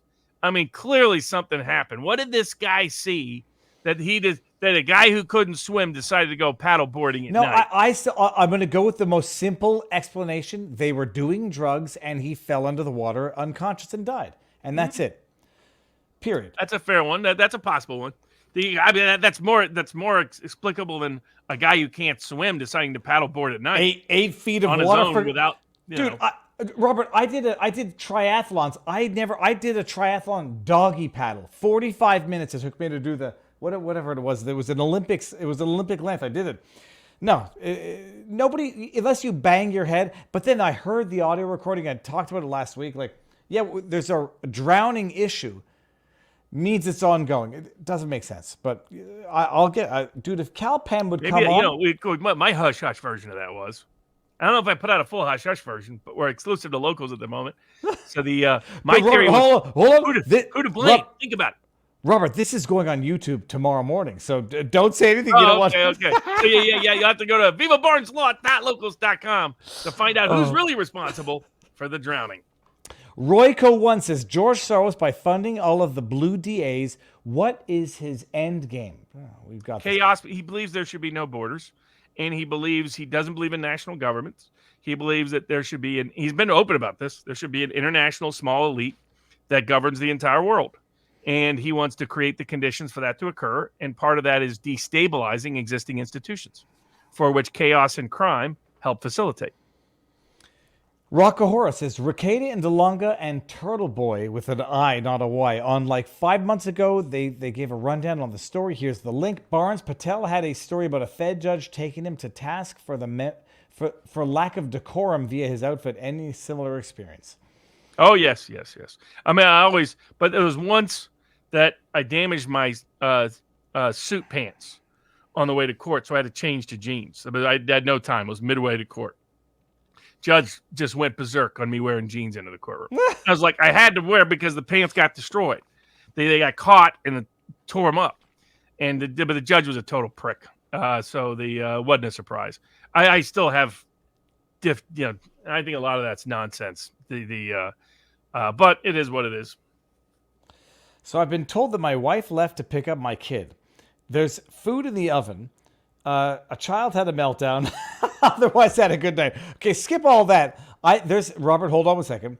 Ironically, it was Russian-Ukrainian Zionists who settled in Palestine who started it all. To a certain degree, that was where nationalism did take on a religious tone for Jews.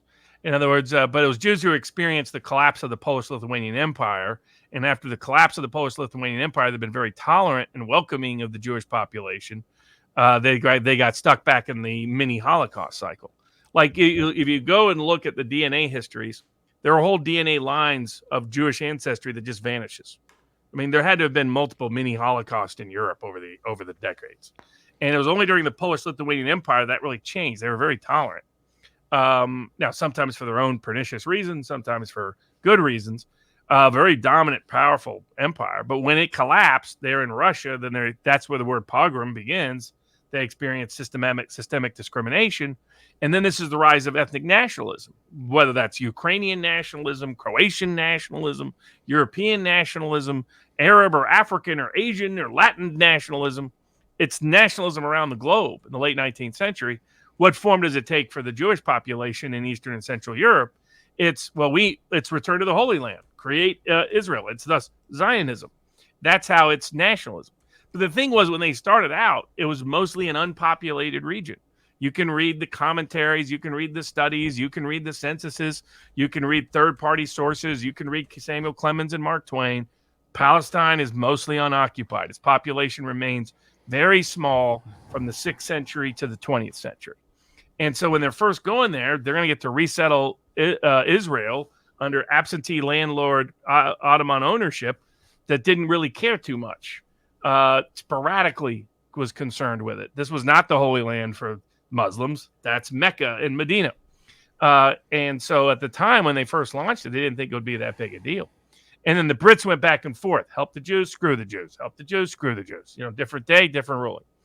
And the beginning of our interventions began. But it was more the pan-Arab national diversion into anti-Jewish state, anti-Christian state, Islamic fundamentalism, politicized Islam that happened for a range of historical coincidences between 1870 and 1940 that we have the current conflict that we have.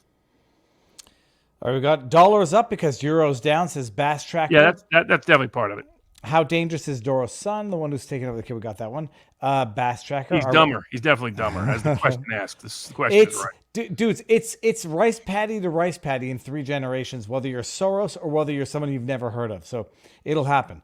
Altar Boy says, Muhammad and the Arabs threw out the Jews. Jews got along and worked out for the Ottoman Empire and the Umayyad in Spain. The primer caliphate.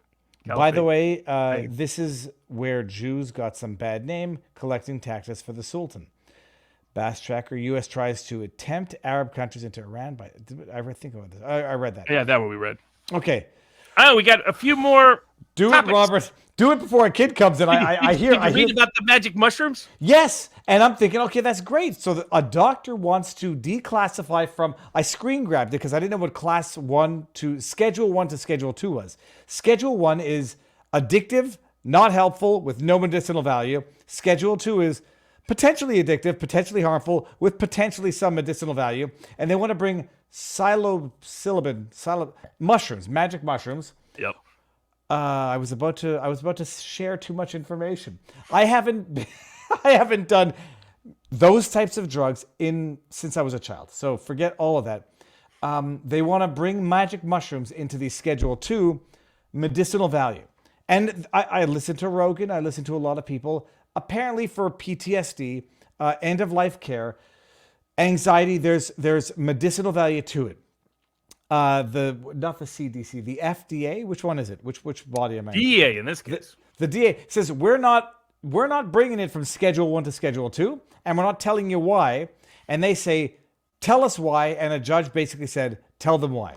Yeah, exactly. Thank God the Ninth Circuit finally holding government agencies responsible. They're saying, look, when you deny a schedule ranking or anything else you're doing that a person has a right to petition the government agency for, you have to at least explain how you got there and why you got there and address their evidence. And it's like you do none of the 3. So we're saying your decision was wrong. We're remanding it for you to reconsider. But it's because they put out that the method that they currently have to determine whether something should go to Section 1 to Section 2 may be unconstitutional. So I would like to see the DEA, like the FDA, stripped of a lot of their monopoly power in this context. And this case moves us more in that direction. That answered the question I was about to ask, is why they'll just issue some flippant sort of willy-nilly because, and then if it's the because is unconstitutional on its own, that raises more questions. The mushrooms, look, in as much as they might be damaging, psychotropic and whatever, addictive. I've never met anybody in my life who said I'm addicted to mushrooms. Yep. Period. But I might be a schnook. All right, what's the next one? Just the statute of limitations. This was a lawsuit against Norfolk Southern brought by a person who was injured while working for or working with Norfolk Southern, and they try to say, "Oh, you had to sue sooner because you should have known all the different ways we injured you."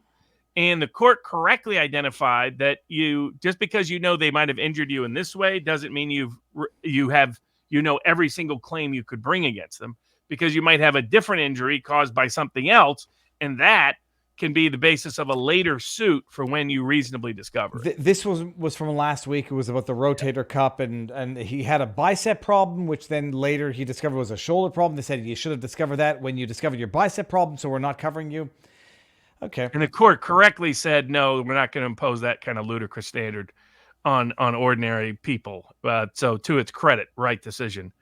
And then we got two left, trans and kids sports and benzene in your shampoo. Let's do the benzene in the shampoo. Robert, I've gone full crazy. I don't like wearing or putting on suntan lotion because I believe it causes skin cancer. I'm sorry. This is going on YouTube. Clip it and snip it.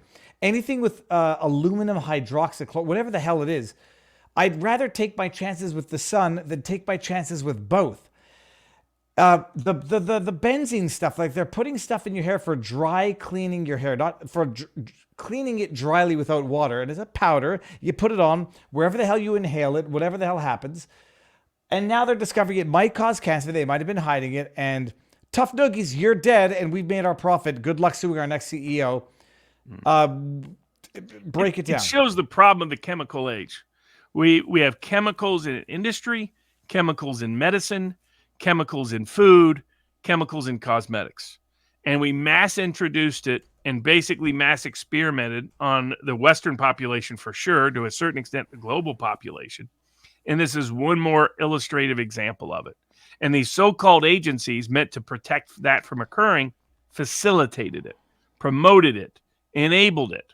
And so it shows the source of the problem is too many chemicals in our everyday surroundings, whether that's our domestic environment, whether that's our food, whether that's our plastics, whether that's our cosmetics, whether that's our medicine, and agencies ill-equipped to ever stop it from being dangerous.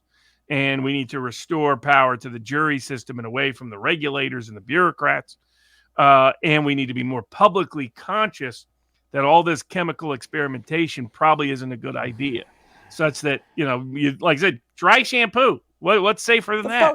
Turns out it's benzene attached to the butane. Hey, someone's going to say dry suntan lotion. I'm going to say I got questions. I just asked in the chat, am I crazy? I got a lot of immediate yeses. Power Cleric says nope, not as long as you can still ask the question. I might be crazy and free, but I might still be crazy. No, it's nuts. Like, oh, hey, a dry shampoo. Ask a question. It was antiperspirant, Robert, that I stopped wearing because it had aluminum. I noticed it. I want to see my face here. I noticed it. I had white shirts because when I was a kid, I used to wear white form-fitting shirts to show my muscles. They would always have like a yellow residue under the armpit. I was like, what the hell's up with that? Wash it off. It didn't wash off. And then I realized it was when I wore antiperspirant with shirts, it would stain the shirts. When I stopped wearing antiperspirant, I go to deodorant now. What's the one I'm using? The red one. Old Spice. That's what I'm using. But not the antiperspirant. I no longer get stains under my shirt. That means something. And I might be crazy. He's in. I might be crazy, but I might also be right. Robert, quiet. Sad Wings Raging says $5 tip. Sanity is a crutch for those who can't handle reality. I am stealing that and putting that on a shirt. Bass Tracker AOC is set to go rep for Sun. They're is the set person for representing certain products. I can't show you what's going on here. Come behind. No, you can come behind just so people can see what I have to live with. The kids have discovered the cameras. Here, take a picture. I remember it. Okay. This party is over. Hold on. Look down. Oh boy. It says, how I understand the land problem in Israel. First, there is no problem when I'll skip that one just for now until Turkey said. Okay, hold on. Oh yeah. Turkey did save people during the Spanish. Just coming in. Show them. Give me they all got the cameras. No, it's not just that. Now they've opened up my camera bag. I have good camera stuff. This is an old lens. So the kids don't own this. This is they're borrowing this. If they break it, it's going to be the end. Okay, now take this back. Get out. Okay, don't even take it. Just get out. No. Get out. Go. Put that one back. They're going to fight over who gets a camera that they don't even know what the other camera does. Robert, That one's better. Are you? We have one last topic. The big trans and kids cases. The Fourth Circuit that said you have to stick trans in schools' bathrooms is now deciding whether West Virginia's laws that allow and require biologic sex to be the basis of sport participation for school sports, whether that violates Title IX in the Constitution. Who could have ever thought this would be controversial, Robert? They're saying, it's biological sex is what defines it and not gender identity. And the flip side argument is gender identity defines it. And you can't tell me you're not discriminating against gender identity when you're discriminating against gender identity. Make sense. This is the Biden judge who originally issued an injunction against this law, who after trial reversed himself because he said all the expert evidence is overwhelming. There's obvious massive biologic sex difference in sports, something he shouldn't have needed expert witnesses to educate him on, but figured out. So even he flipped. But these liberal Democratic judges want to force trans kids just want to destroy the concept of gender identity in a meaningful way by letting it be so wholly subjective and independent of biological science, and destroy girls' sports in the process. So we'll see what the Fourth Circuit does. This case is probably heading to the U.S. Supreme Court because it's neatly legally presented. Can you protect girls' sports by only allowing biologic girls to participate in girls' sports? Or does Title IX, can it be so distorted, so misconstrued, and the 14th Amendment so reversed from its original purpose that now you can't even protect girls' sports by only allowing girls in girls' sports? But Robert, trans women are women, so to protect women's sports, you have to allow biological males in. It makes total sense. Trans women are just crazy.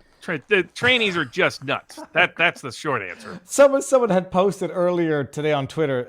It said, I don't know if you have Neighborhood Watch in America, but we used to have Neighborhood Watch, and there was like a parent on the block. And they said, you have to look out for X, Y, and Z. And then the guy said, and now X, Y, and Z are the ones that you got to invite into your house and then, parade your children around and dance in front of. It doesn't make sense. And call it a bigot for stating reality. It was a diagnosable mental disorder, and there's nothing wrong with that. But it did not become normalized, and it certainly did not become the basis to discriminate against biological women. Wasn't that a Seinfeld skit? That person's gay. There's nothing wrong with being a transgender individual. It is what it is, and it was what it was. But it does not trump women's rights. Period. Cancel me. Robert, this has been the best episode. 3 hours in. My goodness, I feel fresh as a daisy. I'm going to see you when you're in Florida or Yeah, hopefully so. Well, I assume you're going to go into the event. Oh, shoot balls. Yes, I'm going. So we'll see each other there. We're going to say our proper goodbyes. If we missed anything, we've done our best. Everybody, at some point, I got to go and make sure the kids are not breaking my cameras. Thank you all for being here. I will be live, if not tomorrow, Tuesday, but we'll see each other next week. So everybody enjoy the week. VivaBarnesLaw.locals.com. Peace.